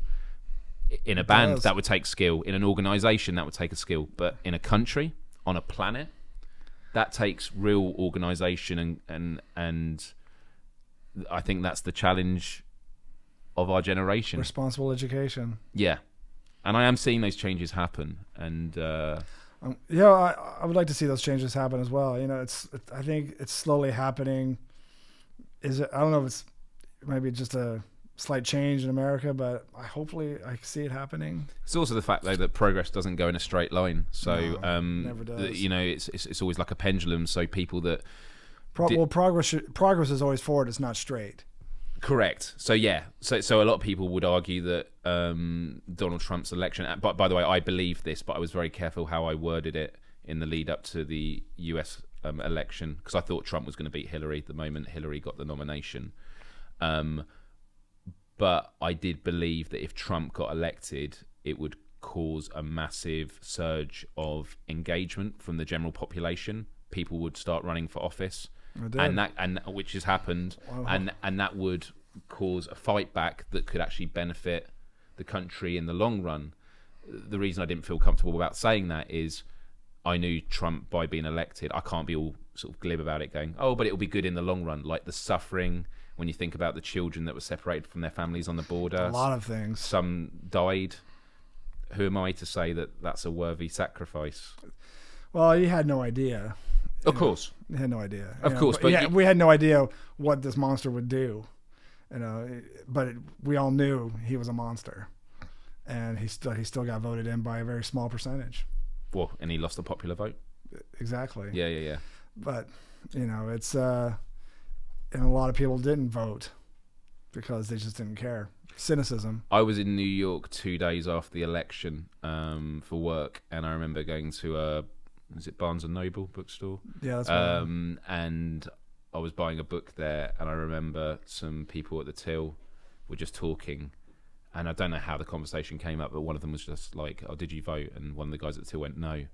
And the scorn he got from his colleagues of like, you didn't vote. Like, if I heard someone say they didn't vote, I would give them a piece of my mind. Really? You fucking piece of shit.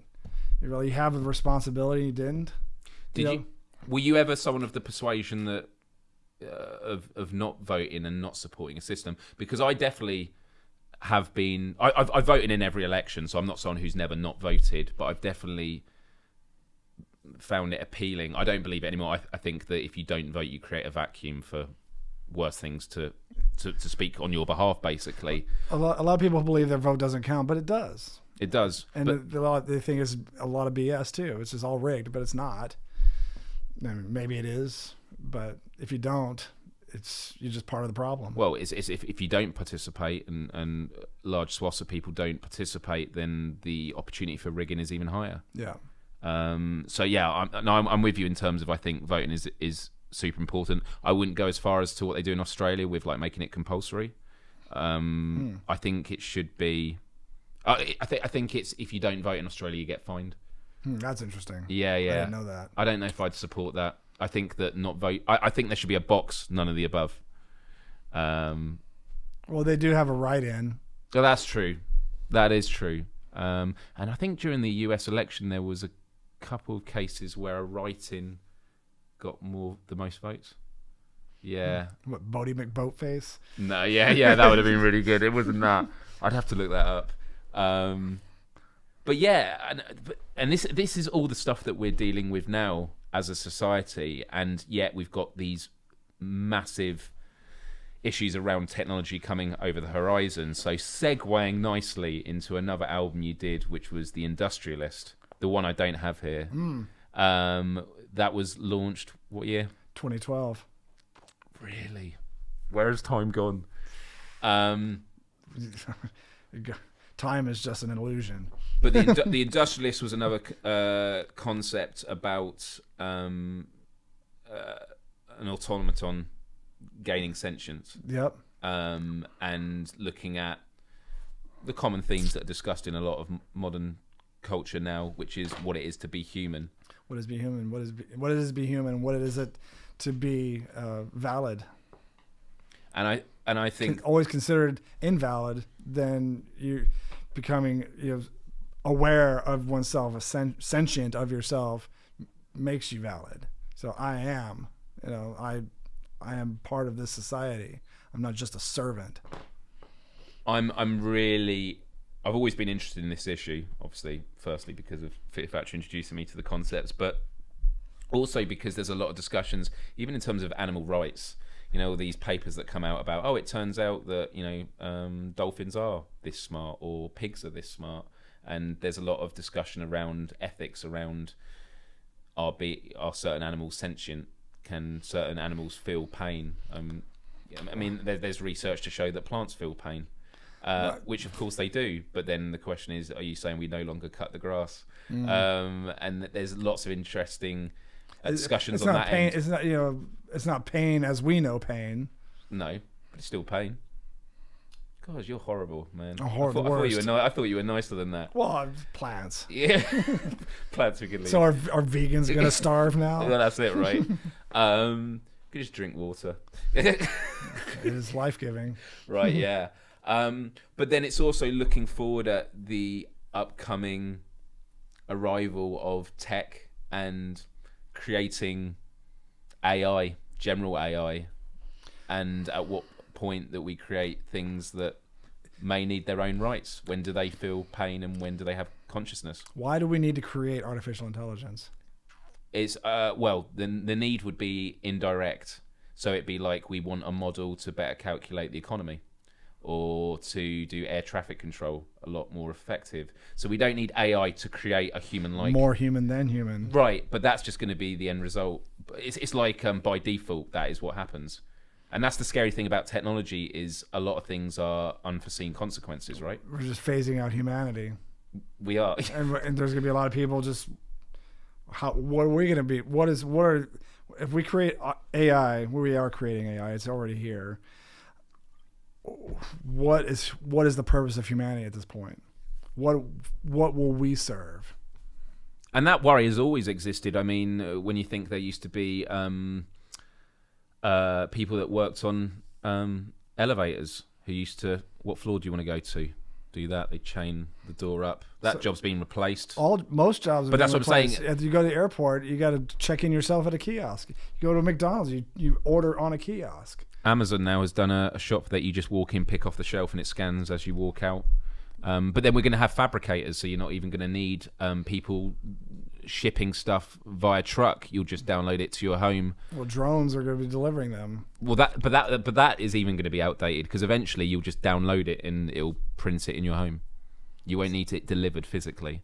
And so yeah, you're right. Jobs, and this is why there's going to be we're coming to the precipice of a really big change in how society and the economy works, because we're not going to need to work anymore for money, which has been in the Bible. We know, work from the sweat of the brow, and to get gold from heaven. I've probably butchered that as well, but this idea of and you hear a lot of politicians now talking about having dignity in life, and you work hard to have dignity, to have a sense of purpose. If there's no job, where's the dignity? Exactly. And so but there are other ways of having dignity. It's having the freedom to spend time with people, working on projects that machines can't do, like creativity, which they will do eventually. Well, how will people survive in this this economy? Well, there's people looking at things like universal basic income, and these are things that have been discussed. But going back to what we were talking about earlier about the singularity, these problems are going to hit us a lot quicker. It's happening. That people think it's going to be like by the end of the century. It's like, nah. No, it's right around, literally right around the corner. Yeah. 15, 20 years max. And there's a lot of ideas around the fact that, as an unintended consequence, I mean the misconception about AI is people think that we're in trouble once we create an AI that is smarter than us. But that's not when it's a problem. It's a problem when we create an AI that can learn to learn, because the moment it can learn to learn just by accessing information, it's like an exponential. Well, that's what all computers are doing anyway. Right, but they're doing tests at the moment on it. They're doing sort of traps in rooms where they're disconnecting it from the internet. They're feeding it information to see if it becomes curious, because they're worried that if they were to, be connected to the internet, it might escape through it, download itself onto a 3D printer somewhere else in the world into physical form. These are things that are being entertained. And so some people believe that when we look at the evolution of humans, we came out of the sea. all those years ago, and millions of years ago. And look to where we've come now. What's to say that the next stage in our evolution is that humans become obsolete? We're both pointing at obsolete there. Man is obsolete, and therefore machines are just our evolution, because they don't degrade, they don't develop illness, they don't need to breathe in space, they can explore and repopulate and take over galaxies. And it's also the fact that we could become obsolete from world cataclysm. We have no idea what's going to happen. Which again, another asteroid could hit the Earth. Another asteroid the size that just wiped out all the dinosaurs could do the same thing to humanity. Or climate change. Self-imposed. It's going to happen. Either way, it's going to happen. Another asteroid will hit the Earth eventually, but by then we'll have a Bruce Willis. You don't know that. Willis. It could be sooner than you think. Bruce Willis will be ready to go up there with a drill. While Aerosmith. What about that Rosetta? Remember the Rosetta? The P landed 67P. Landed on the Rosetta. Meteor. Landed on the big asteroid. Rosetta was the spacecraft, the satellite, but there was 67P, the rock as big as Manhattan. We got it there, but how are you going to destroy that? Right. You've reminded me of one of my favourite comics or cartoons I saw in a newspaper once, which was actually about climate change, and it was when the Discovery rover landed on Mars. And the cartoon was of the rover on Mars, and in the dust, in the sand, was a newspaper, and on the front page it said, "Climate change is a hoax." And it was just so powerful, because obviously they've done mapping and modelling now to see that Mars was very much like Earth at one point. So what happened? There's still water on it. Yeah.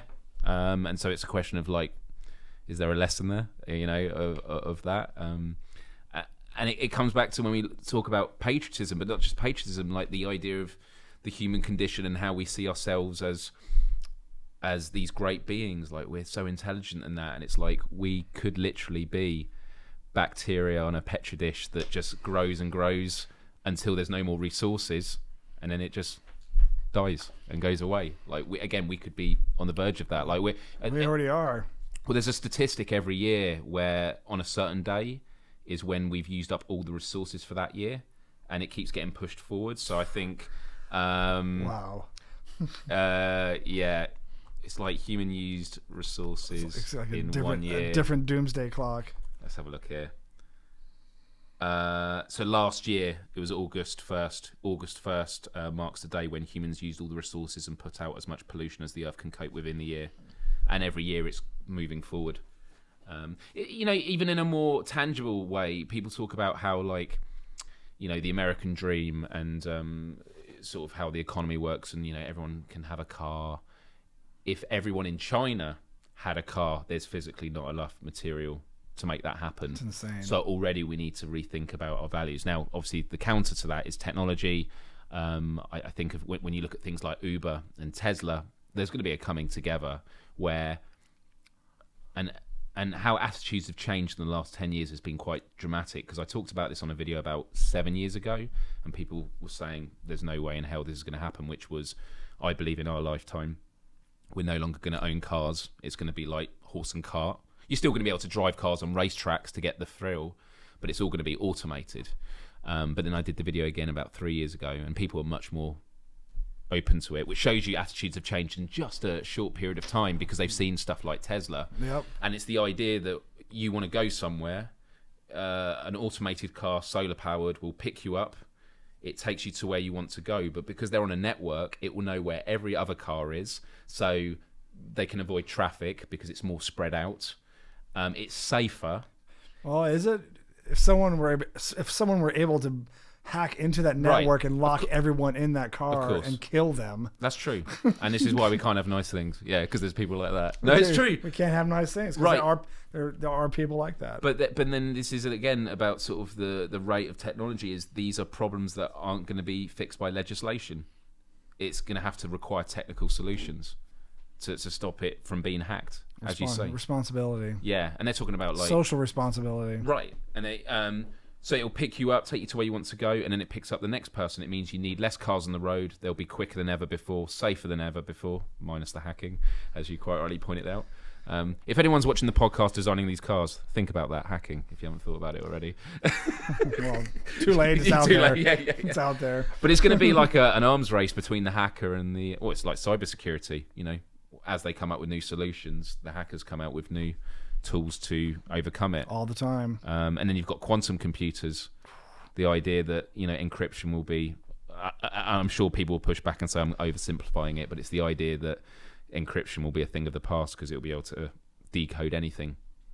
It's true. Instantaneously. So how does that change? Would AI be able to decode anything? Right. If it learns? How does that change our privacy? How does that change the financial...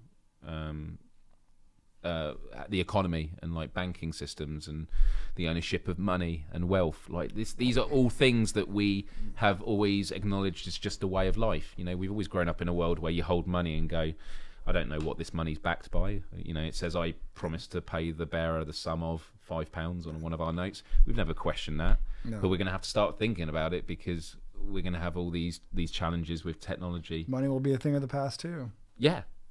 And I think we will actually go back to barter. Well, when I say back to barter, it's actually forward to barter, because people won't be sharing, here, have a cattle and you give me chicken or whatever it is. Instead, it will be, I've designed this mug that's like the best, coolest mug ever. It's the best mug ever. Yeah, it's pretty good. Nice one, Scott. And someone else downloads it and then they can print it. They've not paid for it. Will they understand the value of a mug? No. Burton? No, they probably won't. They won't. If they could just print it up themselves. Look what I just made. Right. Yeah, you just made that. Right. But then in response, they might be better at designing clothes or artwork, and they can upload that. And so we'll go into a system where we will be able to trade ideas of goods and services. And where I'm hopeful is, we currently live in a system based on an oil-based economy. It's all about you know, oil, the fossil fuels. Yeah, fossil fuels. If we're using solar panels and we're producing our own energy and feeding into a grid, we're no longer reliant on it. If that's what's able to power our homes, a way of using 3D printers, it actually empowers the individual whilst also being a part of a global collective, which is kind of exciting. But unfortunately, to get there, do the fossil fuel industry want us all to be generating our own energy for free from the star? Our star? Yeah, it's anti-productive for them. Right. And so I feel that we're currently at this race at the moment, and as we said at the start, you know, they give us 12 years. I'd say give us 10, maybe 8. That's going to require a massive change. And you see a lot of people come forward. It's the younger generations that are going to have to make it happen.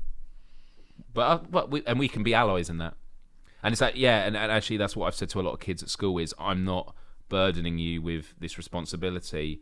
I'm actually willing to be an ally and help you, but we need to like work out how to deal with it. And so one of the exercises I give these young people in school is, if there was one message you could tell the world in 60 seconds, what would it be? And they record a video, and the stuff they come out with is just incredible, like so inspiring. Do you have hope for the young people? I do, because although I don't feel I've ever underestimated young people, and I know they get a bad rap in the media generally, they still surprise you because of that out-of-box thinking. Yeah, there's a lot of generalization in the world today. You know, it's like, oh, these kids today. Well, that's some kids, not all kids. And it happens both ways in terms of like, oh, old people are just ruining it. And it's like, no, I know lots of elderly people that are very forward-thinking. Yeah. Jacques Fresco, until the day he died, 101, I think it was. Wow. Even to the day he died, he was still working on solutions. The Venus Project. The Venus Project, and true visionary. Yeah, absolutely. No, not many people like that. To be visionaries and to really have the courage to get that information out there, to stand up against the lobbyists and stand up against fossil fuel industries. But hopefully I would hope that he educated enough people like yourself to get the word out there to continue his work. And I think that because we live in this interconnected world now, it's not just about one person having a conversation with someone else and getting an instant reaction. It's about planting the seeds, because people might become activated much later in life. Or, there are things that, again, in your music that didn't really apply to something I was dealing with until years down the line. So it's just being exposed to experience and exposed to information that allows us to move forward and work together on building solutions. So the thing I'm going to ask you now is, we've talked all about the past of Fear Factory. What's the future for Fear Factory? Right now, it's just it's lawsuits. Really? And that's pretty much all I can say. And is there new music? Yeah, there's we recorded an album. And is it a concept? I mean, everything's a concept technically. I guess when I always ask that, it's the difference between sort of an overarching story, because each of these albums has been a concept. It's not really a story. I guess each song tells a story in itself. I do what I always have done. I've taken a topic and I say something about it. I write about it. And when did you start writing? Oh, it's recorded. But when did you start writing it though?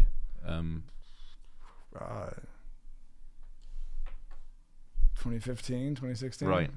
It's been done for a couple of years. And what are the sort of the themes that are touched upon in it? Same old stuff. Did you say same old stuff? I'd rather not talk about it. Okay, that's fair. That's fair.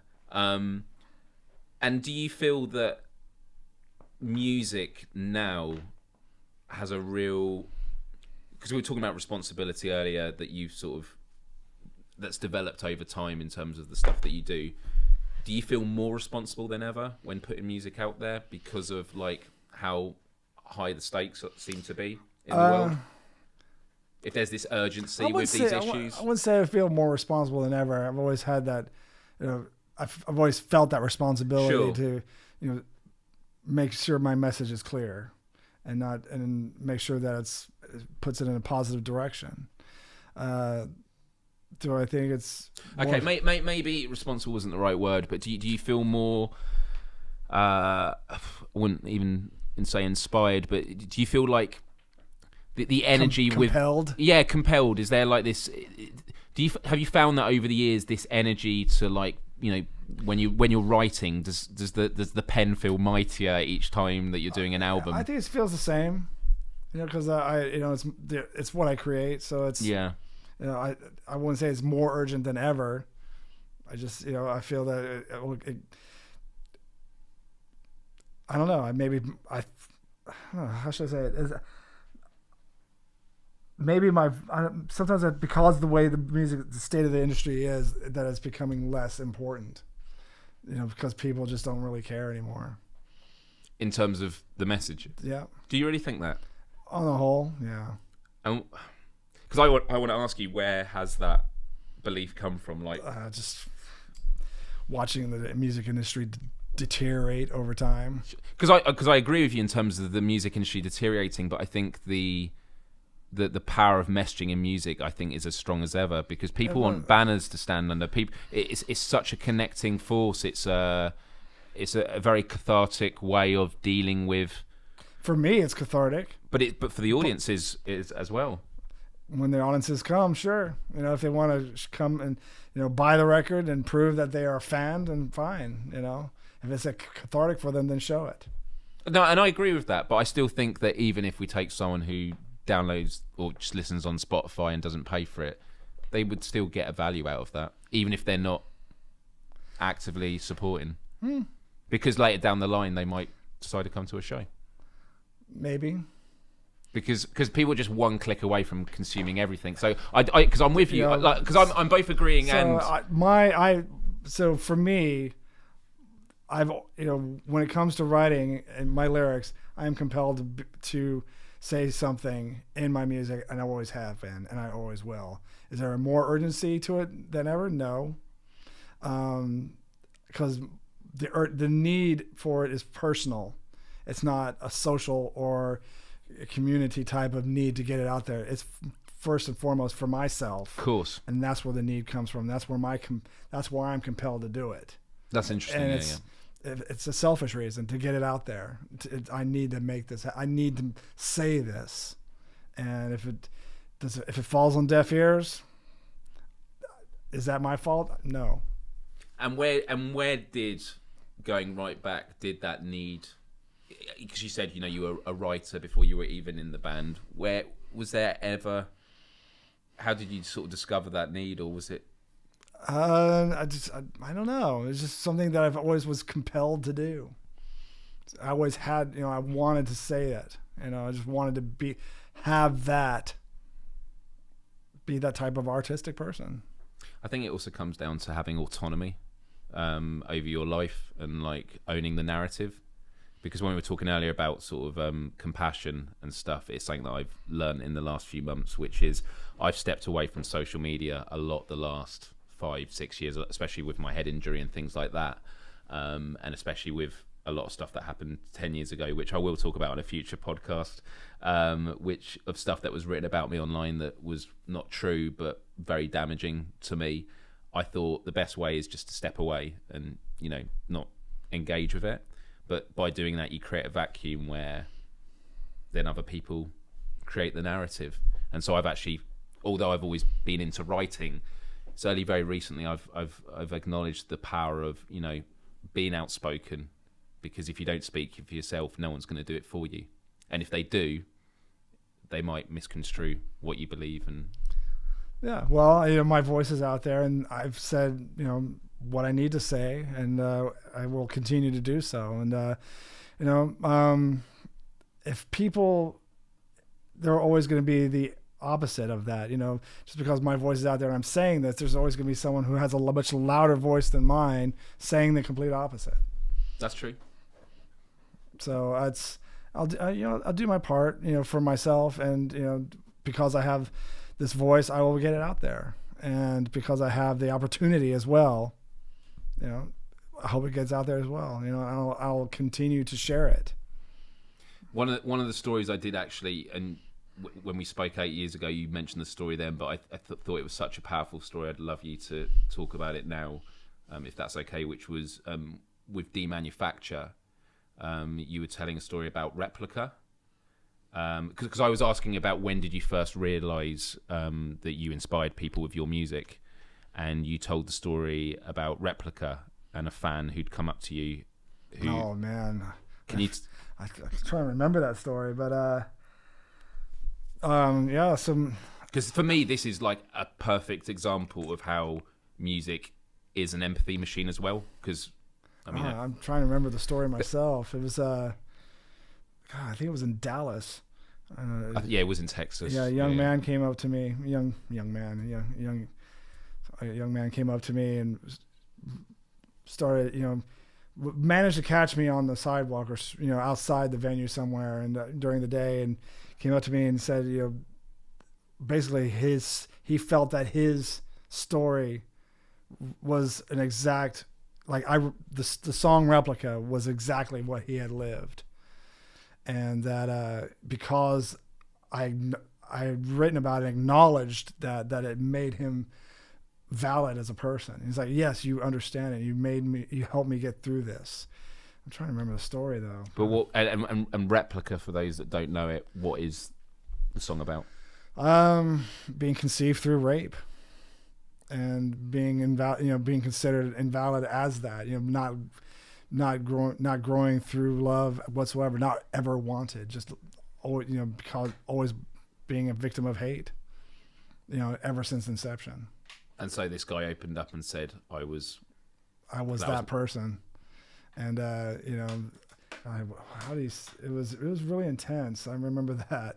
I almost didn't know what to make of it. Cool. Yeah, I was going to say, and especially if it's just on a sidewalk, and it was, you have thousands of conversations with people all the time, and sometimes it's just, hey, I liked your music, on the one hand, and then on the, it's just sort of a surface level, acknowledgement. I gave him a voice, and it made him realize that he wasn't alone, and that he I think he was almost suicidal at one point, and that because of it, he decided to I'm trying to remember. You must remember. I think you remember. No. That is the story, and I think that for empathy and sort of by putting our voices and our experiences out there. Or our ideas, the connections it make can literally be life and death for some people, and how it changes. And so kind of with the mental health videos I've done, it's kind of the way that media especially works now is when people have access to it, they can listen to it whenever they want, whenever it's right for them. It's no doubt that music is a healing, what's the word? A healing type of therapy. Yes. You know, for me, you know, I find solace in music. Doesn't matter what type of music it is. I put my headphones on and just get lost in it. Not lost in it, but I just become part of it. It makes me feel better. You know, the vibrations, listening to it, just like this, I understand this. This is how I get through my day. You know, I would hope that people will listen to my music and do the same. So for people that have never heard of Fear Factory before, where should they dive in, Bert? You know, every record's different. It is, and that is the thing. You know, I don't know. I would start with in the middle with Obsolete. You know? Okay, the correct answer was buy all of them. Yeah. Well, not if you can buy CDs anymore. Yes, that's true. No, well, you said all of these are available. Well, you said Transgression. Can you not buy it online either? It's not available whatsoever. Wow, that is bizarre. And both Archetype and Transgression came out through the same company, so I don't think either one are available. Right. So with Ascension the Watches that you're currently working on, is the plan that you're just working on the music and then you're going to decide, like, do you think people will be able to listen to it later this year? Yeah. I'm probably going to say something that's, you know, very revolutionary, but I don't intend on giving it out for free. It's not going to be on Spotify. No? No. Is it only going to be in physical form? It'll be in physical form. It'll be available, but I'm not gonna have it for free. And if because it needs to start somewhere for artists to take control and survive somehow, and it's not for free anymore. Well, I wish you luck on that mission, Bert. Hey, well, it's revolutionary thinking in this day and age.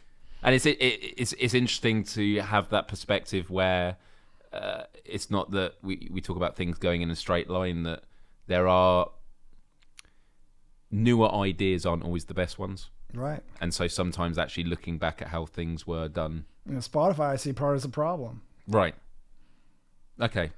And Spotify, Pandora is part of the problem. And the reason I find that so interesting is I come from a background with digital marketing where I'm not in a band that has made a living from it at all, so I've never known what it's like. You've literally been in a band that has seen this gigantic change. And honestly, I'm not really making a living from it anymore.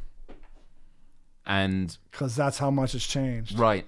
And that's what I'm saying. You've literally seen what was it at the start of the millennia that you feel that it really started to or the internet. It was the internet. It was the internet. That's when it all changed. Yeah. And do you think it was very cut off straight away, the impact, or do you think it wasn't straight away, but the onset of Napster was definitely the beginning of it. Wow, who knew it? Lars was right. With Napster and all that, yeah. Jeez. So, but I want to thank you so much for stopping by and having thank you, Myles. Always a pleasure speaking with you. Well, we haven't even spoken since you've been in the UK, so this literally has been a good catch up for us. I feel like we can continue. No. And I feel that with these microphones off, I could be a lot more candid. Okay, well, we'll definitely go and grab a beer later and stuff like that. No, I feel like it's been a good open conversation. So before signing off, really, where should people go to check out the work that you're doing if they want to come and support you later in the year? Well, there's obviously the social media, all the social medias out there. Ascension of the Watchers Facebook page, Instagram. My personal website, www.burtoncbell.com. So it's but this new Watchers album would not be happening without the Pledge Music campaign and the people that pledged to it. So can people still pledge to it? No, not right now, okay. Because Pledge Music is in a shitstorm right now. Is it really? Oh God, yeah. Not just specifically with you, just like the company as a whole. The whole company. Really? The whole company. They have stopped. They have cut off pledging for all their bands. Pretty much their entire platform has been cut off. It's really interesting about that because I know there's a lot of discussion even with Patreon that I use to for people to support this podcast. There's a lot of discussions about the sustainability of these platforms. I don't know the ins and outs and what the challenges are. I know that costs have gone up, you know, in terms of what cut they do take. But for me, it always seemed to make sense to be a business model, because they just take a cut. They just have to have the platform. Well, we haven't been given a reason, but what we feel is that our personal feelings of it is that they became too big, and you know, they grew too fast, and their overhead became way too much than what they could actually put out. This is what happens with all new mediums. I remember when working for a YouTube network, YouTube networks were set up where they would sign up YouTube channels, and then they would take a cut of the revenue they made, and they would just sign up as many people as they could, and they just grew and grew and grew, and eventually it became unsustainable, because what they then found was they were then competing against new networks that were set up that were very niche. So you'd have one for like fashion. So although you'd have a big network that does gaming and fashion, sport, we can do a bit of everything. If you're a fashion blogger, you'd want to be with a network just for fashion, because they're going to have the really deep connections with the fashion industry. And so funny enough, what seemed like the model where everyone was just trying to grow their audiences, they all imploded, because by the end of it, actually having niche boutique organizations was the way forward. So that's a great example of how with technology or with a business culture, it overstretches, and then it has to, you know, the bubble bursts, and then it has to reseed and rethink its steps. So maybe that's happening with the subscription models and pledges. There's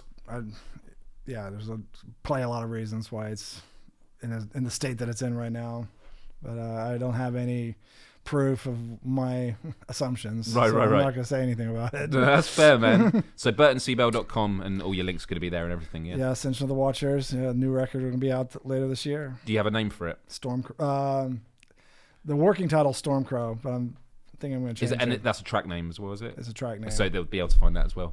Yeah, but you know, probably, I think I just probably came up with a new album title just a couple days ago, so which is another song name. So okay, but it's much more it really covers the new album. If I change it, the new album title covers much more of the concept than the Stormcrow. Awesome. Well, I look forward to listening to it. Well, I hope you and Jace have a great time tonight at the... Thank you. Well, what venue is it? It's called... Is it Rapture? Reptile Club, Reptile, but it's at some Lounge 666 or something. The Lounge or something. It's really cool. It's quirky. Cool. The bar. It'll be fun. Yeah, it was cool. Thanks a lot, man. My pleasure, Myles. Have a good night.